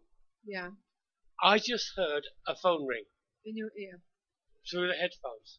Did anybody else on the show hear a phone ring? It looks like you're putting your hand up. I am. Did you ring the phone? No. Talk to me. I didn't hear it. It was like a normal phone. That ringing sound. No, I didn't hear it. I heard it ring twice through Anybody the in the headphones. chat room hear that? So, but nobody's come through yet. So, never mind. So I thought it was in the hub. Hey. Ah. Now. Yeah, there's definitely no phone gone off in here. Nope. Stephen thought it was in the hub. David, did you hear it? Ace Paradox, did you hear anything? Come on, everybody else, let us know if you heard Let it. us know whether you heard it. Did you really hear it, Viscount? Sort of like ring twice, what Steve said. Like do it or something. I'm trying to be funny, but it's Like just suddenly getting got colder stranger in here. feedback when you're It has got a bit colder in It's it. got colder in Yeah, here as well. Yeah. And Ghost Rider has just said yes, he heard it. Ace Paradox said he's been hearing sounds. Can I make a suggestion? Viscount said he's getting strange feedback when we're talking. Can I make a suggestion to everybody out there, guys? I know you won't see us, but can we turn the lights on? Yeah. And close the door? Yeah, we're gonna go dark. We're gonna go down. Apart from the screens. Oh well, yeah, that's a problem, that isn't it? Yeah, that's a good problem, that isn't it? Viscount said he 100% heard it. The other thing for everyone to do who's listening, guys, Go on. is to look at the direction of the painting, really. Well, we've really gone dark. You can just about see me, Steve, on the actual show. Can you see it? We can see me. Can't see John. We can't see the picture. You can see my screen, and you can see Steve. So. I can't see anything, maybe I just covered all mine up. But do you want it a bit darker? If possible, I don't know whether it's possible or not. Yeah, that's a good idea. Well, only he can see now, so that's about as dark as you're going to get. Because you'll Can find put your thing down? it's like anything in the paranormal. As soon as you turn the torch on, it kills the energy that you're trying to work with. Okay. We'll just hope we don't lose the show. So You keep we've an got eye on it. everything down now. Okay. And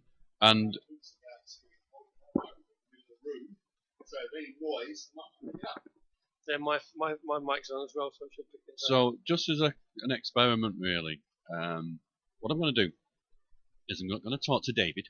Okay. Oh, sorry, I'm moving my microphone. It's been told. Yeah, phone rang again. Okay. Really? Yeah, phone rang again. Okay. Now then, guys. The thing is that I can It's feel an at the old-fashioned moment. ring, isn't it? The thing I can feel at the moment is that the energy's changing in here. Can you feel that? I'm not trying to put No. words in try. people's mouths. It's okay. Okay, let's just talk to David then. That's okay. Okay, David, can I just come forward, please, and just join me now and start to communicate and work with me now, like we have done in the past. Okay. If you look at his mouth now, just keep watching his mouth for a second. David, can you come forward, please, and start to work with me now and just start to talk with me if you can. I know you've not got the easel tonight, but I'm going to ask Suzanne. I don't want to touch it myself, Suzanne. No. Okay. If you can put your hand just on the side of the painting for me, so that it's just on the side of it, yeah. But just so it's a very, very soft touch, okay. I'm going to ask Steve, if you can do the same for me.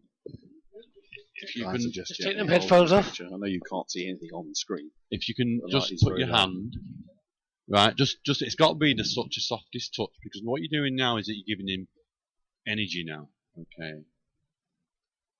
Okay, David, can you come forward for me, please, and start to talk to me and communicate with me now, please, David, if you will.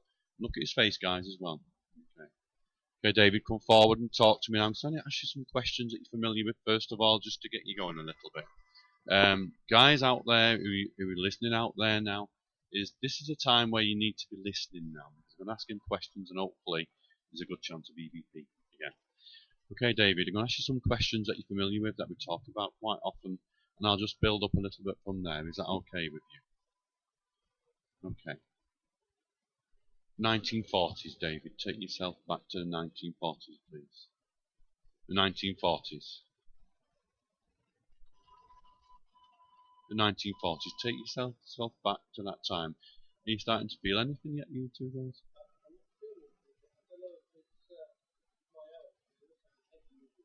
Yeah, we get that quite often as well, actually. Okay, David, let's just get these questions going now, okay? 1940s. Does Belson mean anything to you? Detention camps. Belson.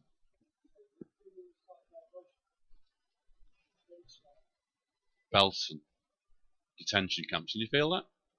So you're starting to feel vibration from the painting now. Okay, David, come forward. Join me now. Come forward and join me now. Come on and join me. Come on, David. Come forward. Come forward, David. Just take my energy and come forward to me now. Come forward to me now. Watch his face, guys. Come forward to me now, David. Come forward to me now. Join me now. Lower the temperature. Open the door. Bring yourself forward. Bring yourself through. Come and join me now. Turn the painting for me, David. Turn to. You can feel the coldness coming off it now. Yeah. Come on, David. Turn the painting for me now. That's it. I can feel the energy starting to come out now. David, 1940s, Belson. Does that mean anything to you? 1940s and Belson. Come on now. Bring yourself forward. Do you remember Sean? You remember the name Sean, David? Do you remember the two people who went to Belson that Sean's grandmother knew? You can feel that energy there. David, can you remember that? So what are you saying now, Steve? Is mouse moving? Okay. Okay, David, you remember that? Belson, 1940. The two people went to Belson who knew Sean's grandmother. When they came back, they were thin, they'd lost weight. Was you one of those two people, David? Move the painting if that's the case. Move the painting for me, David. Was you one of those two people? Bring it this way, this direction towards me now. Bring it this way, this direction towards me now. Can you hold your hand, please? Bring it this way towards me now. Come on, David. It needs more energy than this, you know. But I mean, there's only us here. There's only two. Yourself, Suzanne, and Steve touching the side of the painting. It's just a gentle touch, isn't it? Come on, David. That's it. That's the idea, Steve. Cheers. Come on, David. Bring yourself forward. Bring yourself through. We're making that connection now. You've got me in the middle of the connection now. David, join me now. Turn round and face me. Turn round and face me, David, as you've done before, please. Turn round and face me. I know you're facing me, but I want you to turn the left-hand side of the painting towards me, David. Come on. I know you've not got your easel, because there's no room in here, but if you can pull the painting round to me, and we can talk a little bit more. What are you feeling now? You can feel the vibration. It's starting to build up. Andy, are you busy? I am here. I'm also noticing there's an odd smell of like burning that's coming into the room that wasn't here before. Yeah. Pain in your upper arm. Okay. So you want me to turn the lights back on again this time, or do you want to carry this on? I'll keep an eye on the show. The screen's still up and running. Everything's fine. So. Okay. Okay. David, join me now. Just make a conscious effort for me now to bring yourself through and make yourself come through stronger. I know there's only us four now here, but you've got me in the link. Just bring yourself through stronger, please, David.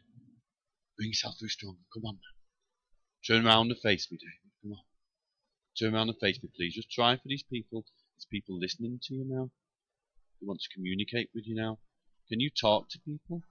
Can you talk to people? Can you make yourself heard? I'll tell you what, David, I'll ask you questions. I'll leave a space in between so you can answer. Try and answer through the electronic equipment that's here. The guys are hearing something actually. Viscount's saying that there's a strange feedback noise again and again. It's very loud. And again. Okay, David, are you ready? You can start to talk for me. David, is David your real name, David? Ace is saying it's an electronic type voice sound similar to what he heard last night. Is it your real name, David? Is that your real name? There's one thing I need to know, David. Is you Polish Jewish? Is that what it is? Polish Jewish. David, the other thing as well is, does Belson mean anything to you? Just answer me now, please.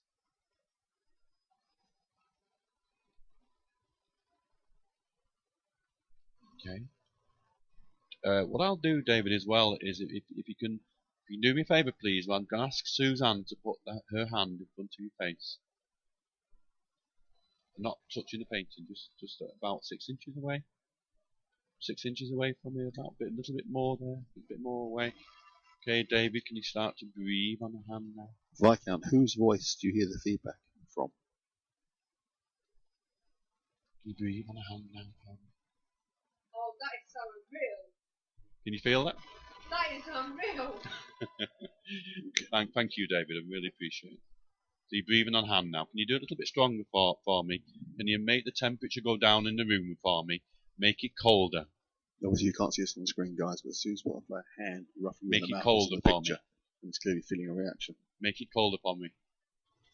Bite your fingers. No, I'm joking. No. I'm joking, David. Right, okay. Make it go colder for me. Come on now. A little colder for me, David, please. You feel that? It's interesting. Yeah. I can feel that. Okay, David. Oh my God. As if the painting's breathing. Did you see the lights then on the face? Did you not see? David, can you show the lights on your face again, please, so everybody can see? Can you show the lights on your face so everybody can see? Come on, David. Do that for me, please. You know, I totally respect you. We know we've got this friendship going on. Just start to bring the lights on the face for me. Is anyone else hearing noises apart from AC Viking? There, can you see it now? See it there now? Look, just on his forehead there, there's like a wispy light. Yeah, can you see that?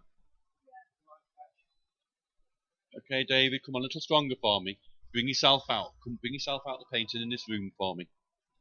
No, Ghost. There's no one in the room apart from us. Come on, David, bring yourself out. Bring yourself out. Come on. Bring yourself out a little further. Bring yourself out from the painting for me, David. Come on. Breathe on Suzanne's hand. Thank you. Let me just put the microphone to you. He really is breathing on it. It's as if somebody's standing in front of me and I've got a person that's alive and you can actually feel. If you can hear that, that's me. Now, the thing is, guys, is that there's only 4 of us. Yeah. Okay, can you imagine if there was 20 of us? 15 of us? Maybe. I can even move my hand back from his mouth. Just with my hand, my fingers just over his mouth. Still breathe. Yeah. On my fingers. And not on the rest of the face. I can't feel nothing. But my fingers still feel the breath. Better go back to the show, aren't we? Yeah. Okay, David. Thank you. I think I'm enjoying much. it. Don't worry. There's a few really comments appearing. Appreciate that. Thank you very much, David. Lights going back on. Hold on, I need to get my screen back on. Hold on. That's it. It's an odd smell, like a burning metal kind of smell. You heard the. Careful your phone there. Okay. Whew. And you actually heard. Roxy's not in the room. You heard the bell. You heard. No. You heard the bell ring, but you haven't got your sound on. So it wasn't coming from you.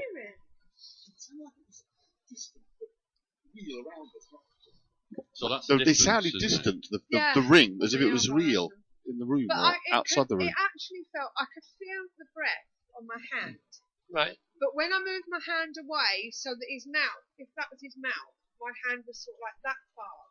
You can see that on the show. I don't know whether you can. It's yeah. There's a big lag at the moment. Is there? Right, well, it was as if I could see that far from his mouth. So, sort of, not so close, but that far from his mouth. There was nothing here from the painting, but I could feel the breath still on my fingertips. There is a bit of a lag, isn't there? The painting is darker. It's dark. Darker on Friend than it was before. Also, stuff from Ghost Rider is obviously he's listening, but he can't. He's not in the chat room. He's on some internet. He's on the chat room now. Actually, he's come in. Has he come in now? Yeah. He's put on the Facebook here. He's been hearing a moan as well.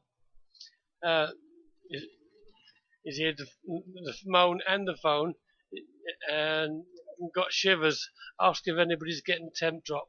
Well, he just says temp has dropped and seeing cobweb effect on it. And Viscount put that last noise was loud that time. Ace Paradox heard it again. And again, Viscount said. And the last phone ring was loud enough that Andy actually heard it in the room. Yeah, I heard it in the room. I mean, the first time I actually heard it through my headphones. I didn't hear it. I was listening to the show. It was distant, but definitely like an old-fashioned bell ring of a phone or a doorbell.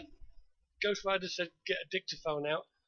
We've had a dictaphone recording for the last 2 hours. Well, so I was didn't just hear that? wondering, when it flashes, does that mean it's recording? Yes. Right, okay. Because there was on flashing lights, so it's still running. Yeah. So, it's and it will hold it. That's 8 gig. So that'd be interesting to listen back. Did anybody else who's actually in the chat room or listen to the show hear anything that they can come in and talk about? Just sign in. If you have to sign up, just type onto the chat book that section so we know if you heard anything. Yes. So there you go. We seem to have had paranormal activity here live on the show. Indeed. Right. So just to reiterate some of the things that have been said. I thought it was in the hub, which was the original one. But he said, but strange feedback when you're talking. Ace Paradox said, I have been hearing sounds. I asked Viscount whether he heard it, and he said yes, 100%. Viscount said, oh my God, that looks freaky, when we obviously turned the lights out before we turned everything else Did down. anybody see lights, by the way? I don't know. Nobody's mentioned about lights at the moment. I get my eye on the screen most of the time. I didn't see any lights. I hear electronic. Hold on. I hear electronic type voice, was what Jake said, similar to what you heard last night. Yeah, and Viscount said feck. That strange feedback again. and he's just said there's no feedback now. No. And we're all oh my talking God, on the that was very loud. And again, it's gone quiet. It's not doing it anymore. Ace Ventura said again. I heard it again. Last noise was loud. Temperatures dropped. Viscount said he then heard it again. Ghost Rider said he heard it again. Viscount said, so there is no feedback noise now at all. Strange. And the Ace Paradox said, what would happen with live EVP equipment present? Indeed. Hopefully it captures it. They never saw any lights. Well, hopefully all these noises have been picked up on the dictaphone. Yeah, hopefully. That'll be interesting. And we know that even though we've got phones all around the house, they are connected to each other. So if we'd heard a noise, it would have come through. And the ringtone is definitely not the same. No, it's not. Anyway. So, but no, that was quite interesting. Very interesting. What I find interesting, and to me, on the phone ringing, and gives credibility to the fact that it wasn't coming from next door or anywhere else. No. Is the first one. Our visitors heard it. I heard it on the headphone, but nobody heard it in the room. First time. You mean our listeners heard it? Yeah, our listeners heard it. I heard it on the headphones because obviously I'm listening to the show as well. If it was a neighbour's house, you'd have heard it before, wouldn't you? Yes. You know it straight away. Yes, but if it was, you'd have heard it in here the first time, and you didn't. Yeah. No, but it was very loud the second. John just said keep K2 near the painting, but actually the K2 meter, I do start to use it with him now, and he does set the K2 on. Does it? Well, I thought it might do with all this electrical equipment around, actually. But That you've got would one. be a problem. Oh, look what he's got right here. Yeah. Put it next door to it, just see what happens. See what happens. There might be wrong with the equipment in the room, of course. Yeah, that's what you got to think. Yeah, that's the only problem. But we have used it where there's no so, electricity. Yeah, this is it. And if your phones as well, if your phones are close by, it's not that well, this is it. This is what you got to think about. That's the same thing. So, but it's a pity we didn't have that with us when we was doing the last name. It could have flashed up, wouldn't it? It probably would have. Yeah, so that's a shame. We should have thought about that earlier. Heard someone else speak, male voice, said John. I don't know, when did you hear that? It's just in your head, John. Hey. Just in his head. I think it might be Andy who's talking under us. It could be me, actually. I'm Under here us. too, speaking, trying to he was talking about while we were doing it, letting people know what Yeah, but as I say, that's just here, like you say, with us. That's just here. Not enough energy. But can you imagine it if you've got 24 people, 3 groups of 8 or something in a building? You know what I mean? At your venue. I mean, the way to work it really, like I said, is like you split your teams into 2. You do an investigation in the building, you do the Anguish Man live experiment, and you swap over. Yeah. You swap the 2 teams over, and you make a really interesting night. Did anyone else hear? Just it was hearing something just before John spoke. So, but as I say, it's definitely weird. I can't get over the fact that I just showed people here that when I move my hand over, in case you can see, as you can see, my hand's over his face. Oh God, you can still feel it. Still feel it. You can still feel the draft from his mouth, which you've always said about, haven't you, Andy? Absolutely. But when I move my fingers away to the side of his mouth, but it's still in the opening, you could still feel the slight breeze. Not as much as it was when John asked him to breathe on my fingers. It literally, although I didn't hear it, but it actually, see if I can show you how it would have sounded if I'd heard it.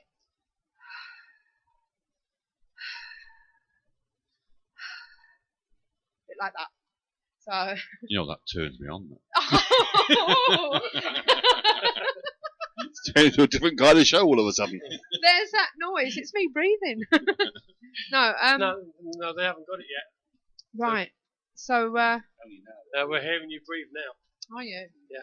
So there's a good there was quite a delay at the moment. Actually. Quite a long Is there? delay. Having said that, the delay on this has changed Since at we least. started. Funny At enough, least I 4 was times. thinking that myself. It Yeah. seemed to At get least 4 longer and times. longer.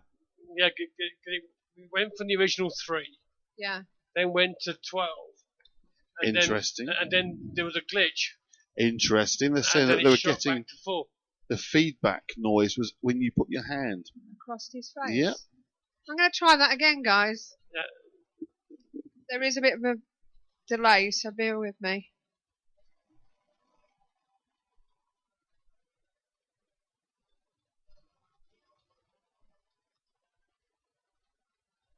Right, there was nobody talking while that happened.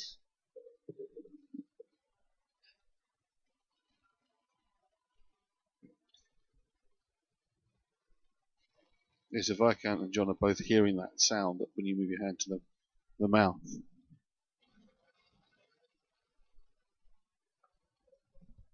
Right, so did you No, I didn't hear anything then. did you I've not? got a funny smell. And it's not that nice. Right, okay. It's a bit BO-ish. Well, the smell I got earlier was definitely like metal burning. It was quite Right. unpleasant. There was that kind of metallic smell. Ace Paradox just went feck. Fecking hell, yes, down. there was just there. Now again, heard it. Lower that time. It does have an effect on electrical. Yeah. equipment. So, Like I said at the cage, remember? We had all Yeah. that problems, all Yeah. the cameras went down. can I just ask, guys, when we've had the show on before, have you ever heard a similar noise before? Or is this a completely different noise? Just out of curiosity. If you could just let me know. If you're in the chat room. But yeah, I know that's the thing. There is quite a delay. I want to reset it, but if I do that, they might miss what I've just said. So, You're saying it now. yeah. No. No, said the Viscount. Right, okay. No, said Ghost Rider. Right. We've got a little bit of a delay. Okay, so what I'm going to do is I'm just going to try and reset it. Okay, to see if I can get back a bit quicker. Yeah, we're running at about 12 seconds at the moment. Yeah. So if you want to tell me when that stops, Steve.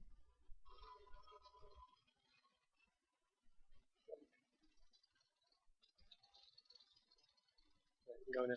John said maybe chickens are back. Do you remember the chickens? Right, okay, let's see what we've got here. That's better. Yeah. Yeah. No, not heard it before. Reset the system so it's much closer Yeah. sync-wise. It was getting up to about 10, 12 seconds. And that's Yeah, enormous. it wasn't like that instant. when we started. It No, seemed definitely to not. changed. No, as I say, the actual delay has changed 4 times. in the time the show's been on. Yeah. So, is it you that's doing it today? Is that not normal? I take it. Not as that bad. No. Right. I think certainly I mean, between turn the lights off and back on again, the delays considerably longer then. So the delay happened once we turned the lights off? Yeah, definitely. Yeah. It's got longer. I mean, it has gone a longer delay before, but never that bad. Never gone backwards and forwards like a yo-yo. No. Like I said, it's changed 4 times so far. Right, you know the sound you get before the show, Sue? It just happened again. It might have been because I just turned it off and turned it back on again. So, oh God, yeah, it's gone again. I can't think what it could be then. So, No. but they've said most of them have said it's not what they've heard before, and they have heard sound before. Well, the thing to do is check the audio of the show. Yes. That's it, because you'll hear it back later when you put it on, and if it's there, it would have picked up on the dictaphone as well. Yeah, definitely. The mic on them is pretty good. That would have heard everything you've said. Yeah. The whole show would be on that dictaphone. It'd be interesting to play that back, won't it? When Yes. you get time and see Yeah, what you've got on there. So, but as I say, it's I can't get over that bleeding phone ringing. no. Yeah, we all heard it. I heard it too. That was quite interesting. Like I say, I do find it significant that the first time it rang, only the people on air heard it. Yeah. And yet the second time it was heard in the room. I couldn't tell you where it was coming from. It No, sounded like it was out of the room, but it was somewhere almost just in the air. It was just there, wasn't it? Yeah. But you know what? He makes a special effort when he needs to. Yeah. Yeah. But they're saying actually on the forum that it's happening again. The noise. So, but I don't know. Yeah, but it wasn't in the original. It's only done it since we did that experiment. We're Perhaps not it's hearing it dying here. down Yeah, or something.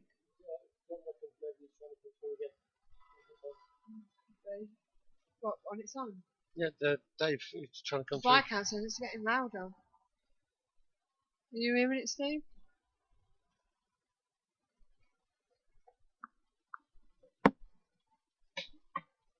Not really. You're not hearing anything? There's like a wave kind of thing, but you get that when you're listening to nothing.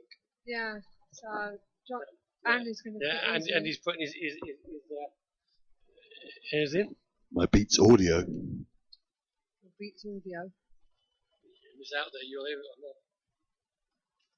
So weird. Can you hear it, Andy? My count just said stop now.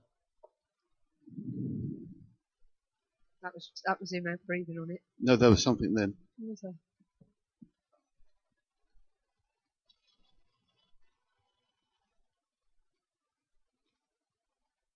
There's a weird metallic sound in the background Is there? that I've never heard before. Hmm. And you've heard every show, really, haven't you? Yeah. Yeah. So maybe Pretty it's much. just some residue. What do you reckon, John? Possible. I mean, you felt the breathing on his hand. Yes. You felt that. Yeah. I can't. Obviously, I can't speak for what went on with the noises. No. But like I said, it does have a big effect on Yeah. electrical equipment. You've seen it in the cage Yeah. yourself. You've been involved in it. Well, this is it. So Right. ask John to speak. He just did. Right, there is something behind it. Yeah. There's something at the back there. But I'm not getting what it is. Do you want me to talk again? Yeah, keep going. No. The delays. Do you want me to The talk? delay's increasing as well. Do you want me to talk to David now? Yeah. Okay, David. Just I know the lights are on, but if you can just make a special effort for me, please, and if you could just start to make something happen for me now. That was like a scraping sound. Really? Yeah. Yeah. That was Really loud weird again. sound. They Loud said. that time. Do you carry on talking? Yeah, go on. David, if you can just make something else happen for me now, please. Just start to bring yourself out, work with us now, communicate with us now the way you know how, by using all this electrical equipment you've got around you now. You've done that before. You can do it again. Come on, David. Do it again. Really appreciate it if you can do. What was that? Well, that. No, you said, "Come on, David, do it again for me." Yeah.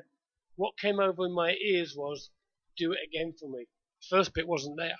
Yeah, I heard you say it. Did you catch that? Absolutely. There was actually 2 words missing. You actually said, "Come on, David, do it again for me." But what went on air was, "Do it again for me."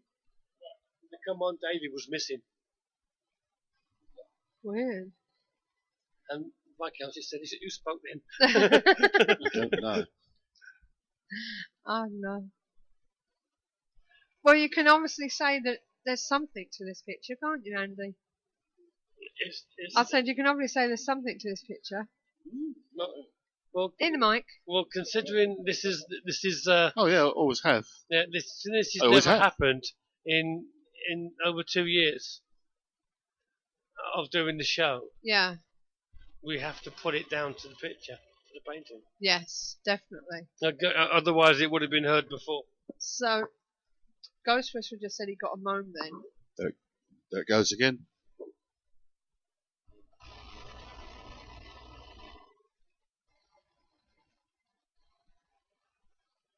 Can you say what it actually is? What the hell was that? So what happened then? Sorry. That was loud. and it's like somebody's dragging something metal. Metal scraping. Yeah, but without the high pitched squeal. Without the high pitched squeal, it's just touched. And at that moment, no one was speaking. Yes, metallic. So, okay, for those that are actually listening to the radio replay, we're going to stay quiet for for about 30 seconds to a minute. Yeah. Just to see what happens. Yeah, about a minute. Hold on a sec. Roxy, move, now. I'm going to get rid of the... Well, did anybody else hear that? Was that from outside? Or was that it was a bike. I was just about to say. Go and get a bike. Because all I got was a. Well, keep in mind I've got headphones on. Keep in mind I've got headphones on, so I'm not hearing what's happening out there. As I say, we're going to be quiet for a minute or two. Well, not that long, but just for a bit, just to see whether you can hear anything. In fact, we could turn our mics down as well. Yeah, to make sure it's not coming through there. So we're going to turn the mics down.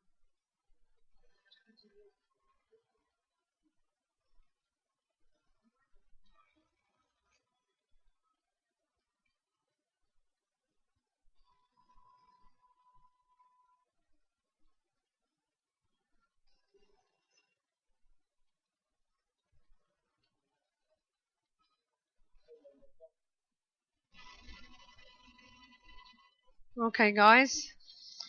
Now, just so you all know, Sue actually turned all the mics down on it. It's still there again. Really? Just before you said, "Okay, guys," it's really loud. David, is this you doing this? Can you answer, please, David? Yeah, it is. Can you stand up for me, Suzanne? Just sort of go near David, if you will, do. It's 8-second delay now. Okay, I'm near the picture as best I can. Okay, David, what I want you to do is to communicate with Suzanne, please, if you will. Okay, just do that for me, if you will, do please. I'm going to let Suzanne talk. Suzanne's going to talk to you now, and then if you can respond to Suzanne, please, David, that'd be very good. Thank you. Hi, David. Can you do something for us, please? Can you make a noise for us?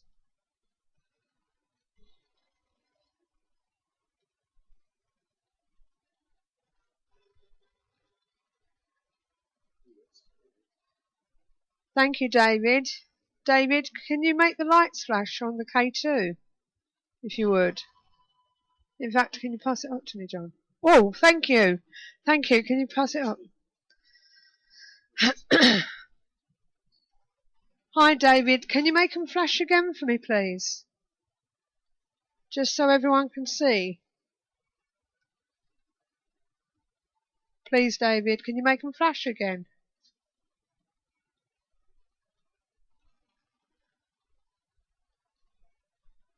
Maybe not.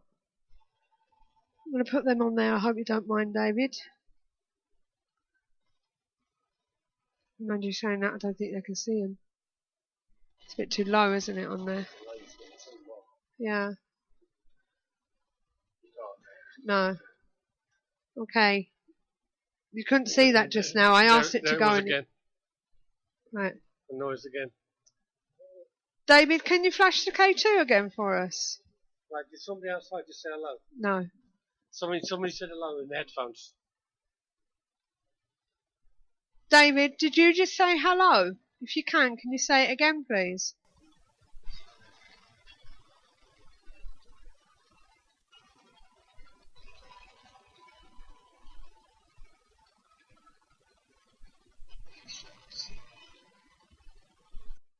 It definitely sounds like say hello. David, are you making the scraping sound? If you can you make it really loud?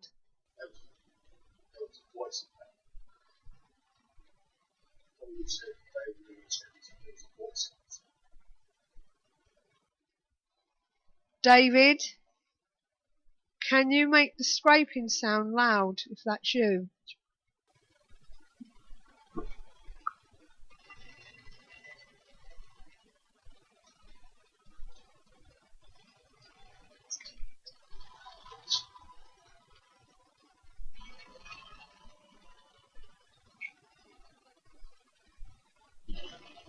I think that was that one.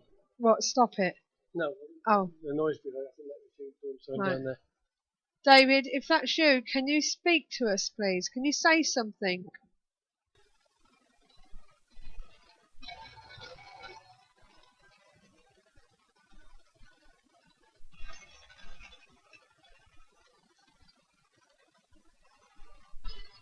That's getting pretty close to speech now. Is it? Yes. Yeah. Okay, David, thank you go for for that. Thank you for talking to Suzanne. I really appreciate that. Okay, do you remember a couple of weeks ago when you turned the easel around and you tasted me?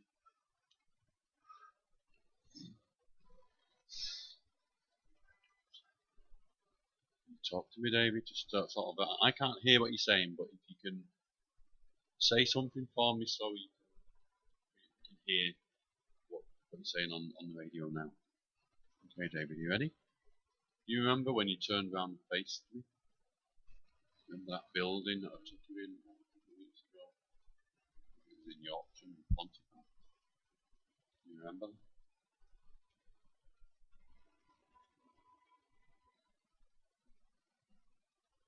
Just leaving little gaps in between, guys, so give them a chance to talk. Okay, David, would you consider me to be your friend? We've got a connection now. Do you think you're a friend of mine now? Thank you, David. I really appreciate it. I can't hear myself, but you're being listened to now, if that's okay. So let's ask you a few more questions, and then we'll hand you back to Suzanne. Okay. So I take it you're finding all this pretty interesting where you are today. Tonight, I should say.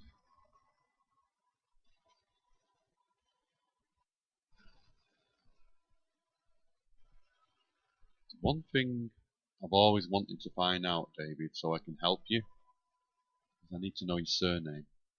I really need to know what your last name is. Is there any chance you can tell us now what your last name is?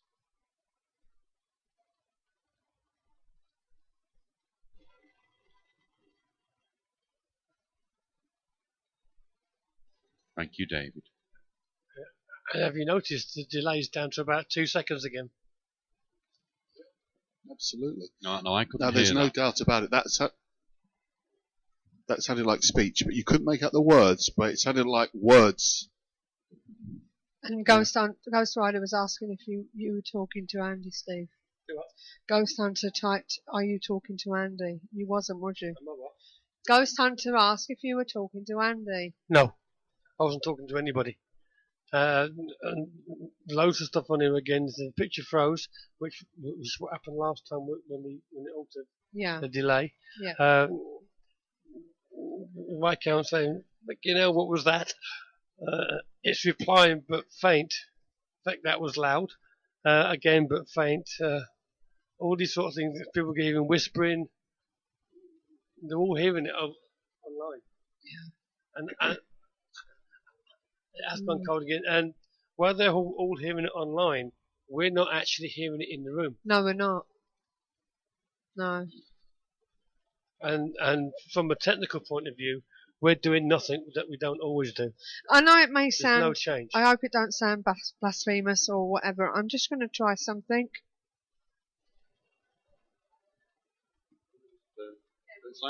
Okay, David. We've got a microphone, and hopefully you know what one it is. We've got a microphone at your mouth now. David, if you can just answer some questions to me, please, if you don't mind. Let's just try it. And you know, one of the things I always, like I was saying before, one of the things that I've always wanted to find out is your last name. I just need to know your surname. If you can do it now for me, please.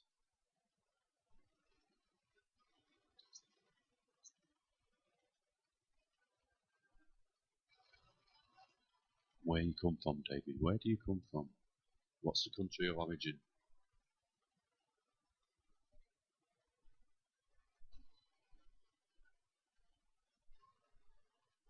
And just one more thing. Was it Belson or was it Dachau?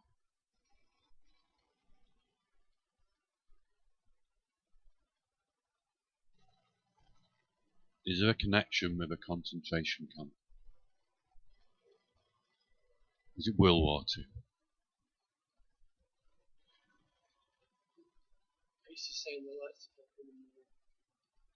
Okay.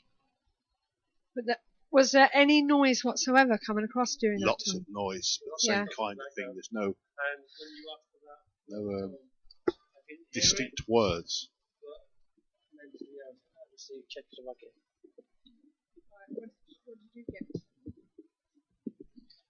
What did you get, Andrew?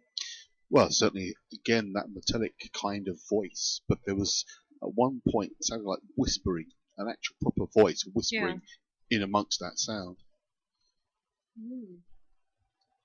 The camera's flickering. The one thing it does remind me of, and you may have seen the film The Mothman Prophecies with Richard Gere. Very good film. But there's one point, and it does actually happen for real, because it's all based on a true story. I mean, loosely based on a true story. But at one point, the main character receives a phone call from the shadow moth person, and it sounds like metallic speech, like we're hearing. Yeah. When they go ahead and analyse, again, this is in the film, but it also happened in real life, the analysis came back with just metallic sound, but yet you clearly hear speech. Right. That's what it reminded me of. Viscount said, he said Belsom. When you said Belsom, it sounded like a two-syllable sound. Yeah, it is a two-syllable. Belsom. No, he said... Depots as well. But Viscount said Belsom anyway. Yeah. So what do you think to that so far? And Ghost Rider said it's like the camera's trying to focus. I'm not seeing that on my screen. That smell's not here either. Well, what did you think to that, guys? Obviously, you couldn't see much on the radio replay, but well, they won't see anything on the radio replay, unfortunately. I know, but they couldn't see what we were doing on the radio replay. But as I say, it's. I think it's safe to assume they'll hear all the noises on the radio replay. Yeah, I would hope so. I hope so as well. We'll check the EVP machine. I am really keeping my fingers crossed that it's not just a live thing, and when you plays it back, that they're not there. Yeah. Would that be more spooky if it was? No, that would be even more spooky. Yeah. Well, as I was just typing just now, I've been noticing the show since the bloody start, and I've never heard noise like that before. No. Never. No. Yeah, the Viscount said, very interesting, want more, loving it. Well, I'm afraid we're going to have to come to the end of the show, I'm afraid. That's it for tonight. Thanks for coming, John. You're welcome. Thank you very much for having me tonight. It's always nice having you around. And I'm not sure about the painting, though. Even though it's so intriguing. I've never experienced any of that before, I must admit, even when you came last time with it. But yeah, it still intrigues me. Andy, thanks for coming up. No problem at all. Great. I'm just that listening. seemed very... It was a rather long gap because the delays got longer, but I'm listening Again. to the show. Yeah. And I've noticed that now we've stopped talking about you know what, yeah. the noise has stopped. Right. Okay. So anyway, we're going to come to the end of this. Thanks for coming up, Andy, and maybe you'll come up again. So, and see us again sometime. Oh, absolutely. I'll be up, definitely.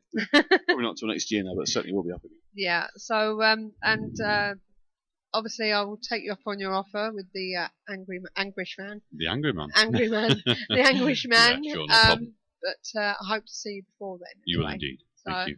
well, next week, guys, what have we got on? We have a young lady back with us again, Rosemary Ellen Gwilly. She has published a wide range of paranormal, spiritual and mystical topics. And for this show next week, she's going to be talking about the growing interest in the phenomenon of shadow people. But what are they? Ghosts, interdimensional beings, time travellers, or something else? Well, we'll find out from Rosemary next week. Now, don't forget, if would like to be on the show, then email us at admin@ktpf.co.uk. We are always open to discussion and to discuss specific areas of this genre, including ghosts, monsters, psychic phenomena, and other supernatural and unexplained mysteries. Remember, this is your show too, so get involved. We hope you enjoy tonight's show. And that's about it for tonight. So it's good night from John. Good night. Good night from Andy. Good night. Pardon? Good night. And remember, This is where it's at. and we'll be back next week. Good night from Steve. Good night. And good night from me. And remember, oh yeah, and Dave. We must say goodbye to the Anguish Man. Yeah, good night, Dave. And remember, what we've got to do is Keep the paranormal friendly. Good night and Night, God everyone. bless. Good night. Thank you for listening. Don't forget to join us for more shows throughout the week. Find us on Facebook, Twitter, and the World Wide Web to keep up to date with all the shows right here on Parasearch Radio.